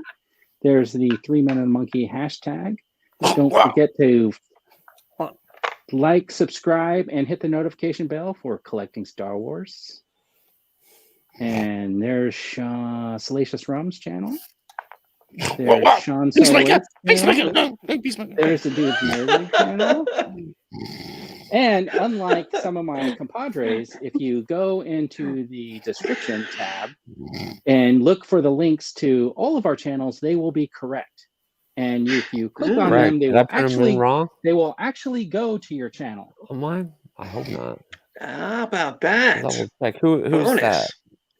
Because in other streams, if you click on my channel, it goes to Page Not Found. Oh man, that's like pineapple on a pizza, baby. Studios. Boom, works. Yeah, there's very few. The only thing worse than pineapple on a pizza is The Rise of Skywalker. You know how that happens? It's not me. It's like if you cut and paste the description from other shows, you end up losing some of the links. Is Vern doing some passive aggressive stuff about me? A little bit. No, I can't put it in. I shouldn't. We're gonna do some unboxings. No, I can't. I shouldn't. No, the boxing's birthday. I shouldn't do it. It's wrong. I can't do it. It's wrong. Why is that? I gotta get rid of this thing. Oh man. I'm just leaving it up there so you guys could find the Dude's Nerdery's channel. I need the help. I appreciate it. Thank you. Thank you. No, don't put it in me. That was actually really funny last week when you were trying to fit the corner in on that Vex system. Oh my god, dude. Oh my gosh, that was the best. I like how you passed on what you have learned in your follow-up video. That was good. So people wouldn't make the same mistake. I had to, man. Like it I'll tell you what, like that diorama is, the concept is an A, but the directions are non-existent, and it really is trial by error. And you think it's kind of modular where you can build it and then tweak it, but once it's in, man, that stuff is like, it is in, and the plastic is, you got to get the hair dryer, and man. I was trying to be zen and fight off the rage monster for a good 30 minutes trying to get that corner piece in. But what I figured out was I just skipped the corner piece and I used the side brackets, and I was like, screw it, no corner pieces. There you go. All right, dude, what are you working on for this week? So I'm gonna watch Peacemaker, the finale on Thursday, and then I'm gonna probably do some versus videos on these, and then if Strange comes, I'll do a wave ranking. And then I have so many, I don't know, I'll probably do that, and then I'm definitely open up the Play Arts Batman and Joker figures for sure. I'm gonna do that. Cool. Sean, what do you got coming up? I think I'm gonna do the Muddy Mando Black Series, and that's about it. Nice. Not jealous, but it was my birthday. Yeah. Happy birthday, Vern. Cool, in hand, it looks so much better than pictures and videos that I've seen. I wouldn't know. Hopefully, I'll be able to show it off. Steve-O, you have anything coming up on your channel? The Mythic Legions, I'm guessing? I am. I'm going to do the Galaxy's Edge videos too. Those were fun. Yeah, thank you. I just posted 3 Galaxy's Edge, a trilogy of Galaxy's Edge videos. I just put those up. The next is going to be. He has a Sarlacc pit in his video. That was just so amazing to see in person. That Sarlacc pitted man at Doc Ondor's little cool? Baby one. Oh man, his tentacles move, his little mouth, his little beak is sticking out. It's so great. And if you listen, there's like not unpopular NBA sort of sound effects that it kind of plays, like its stomach is growling or something. It's really weird, but it's cool. And the Dianoga's in a tank too, and that moves too. They really did a great job.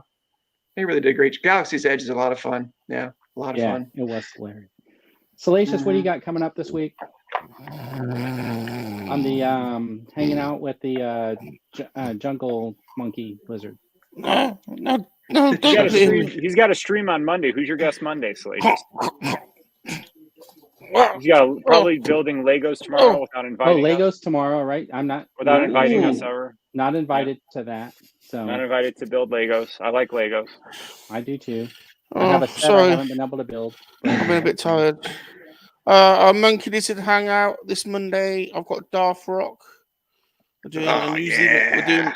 We're doing a New Zealand special. Nice.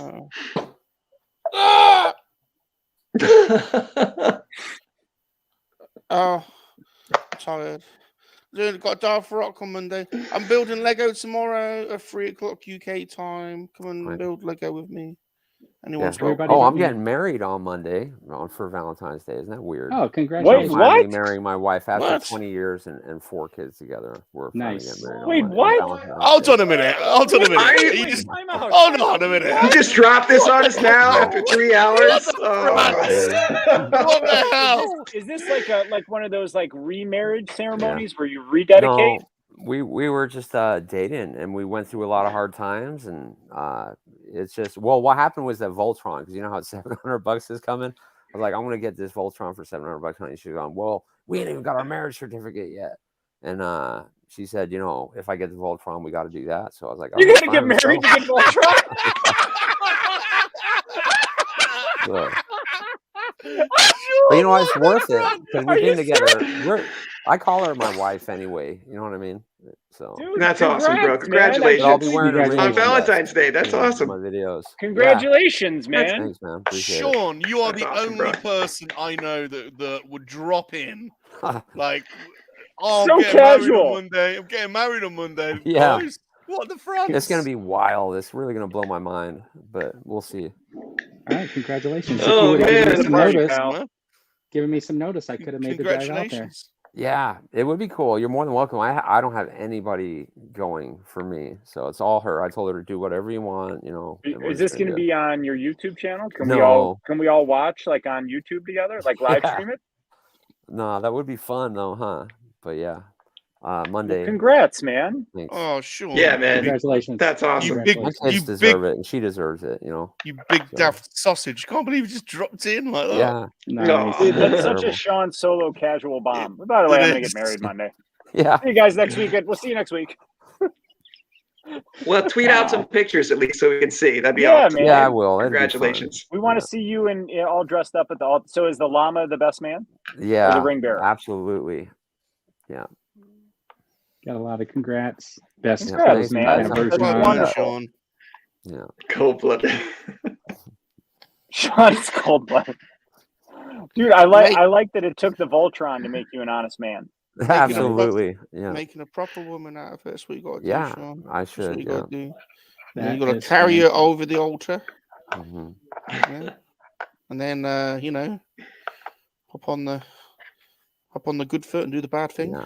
Well, she said I'm not. You don't going need a nowhere, limousine. You got the Razor Crest. You don't even need a limousine. Yeah. Yeah. Well done, Sean. Well done, Yeah. Sean. Thanks. Well done. Appreciate Well it. done. You got plenty of bridesmaids, haven't you? Yes. So, well, you're only allowed 10 people. We're God. just doing it at the courthouse, and then we're going to somebody's house, and that's where we're gonna have like a big celebration, I guess. Somebody's Awesome. house. Nice. Perfect. Yes. Perfect. That's the way to I go. don't know We wanted to who's- get that Valentine's Day in. That would just be cool. 'Cause I'm horrible for Valentine's Day. What do you guys get for your Never wives? did get that Flowers, dirt they throw bike. them away. Stuffed No, animals. it's a on the made-up corner. holiday. You know what's hilarious is like made-up holiday. I'm imagining Sean and his entire party just driving down a couple of streets, pulling over, knocking on some door, and saying, "Hey, we're having a big party." Yeah. He just said somebody's. Do you know the Somebody's person? house. Yeah. Do you know It's, the? Do you my know wife's the boss. person? Yeah, my wife's boss. Do you know So, the person? Yeah, I do. Oh, she offered up her We're house. really That's cool. excited. Yeah. Nice. Mm, Yeah. that's nice. Well, congrats and good luck, man. That's Well done. awesome. Yeah, man. I think that is the best ending to one of our shows we've ever had. Yeah. Yeah. So Not going to top that. Not going to top that. no, That's no. awesome. No, we got to Anyways, end on a high everybody. note. thanks for tuning in. Yeah. We'll see you Thanks, next guys. We'll see you soon. We're back. A dude's Oh, nerdery. again, the wrong one. We're back. A dude's nerdery. Oka Studios. Haven. Sean Solo 8. Salacious. Rum. That's right, Green Man and a Monkey Lizard. Bringing out toys to play. Green Man and a Monkey Lizard.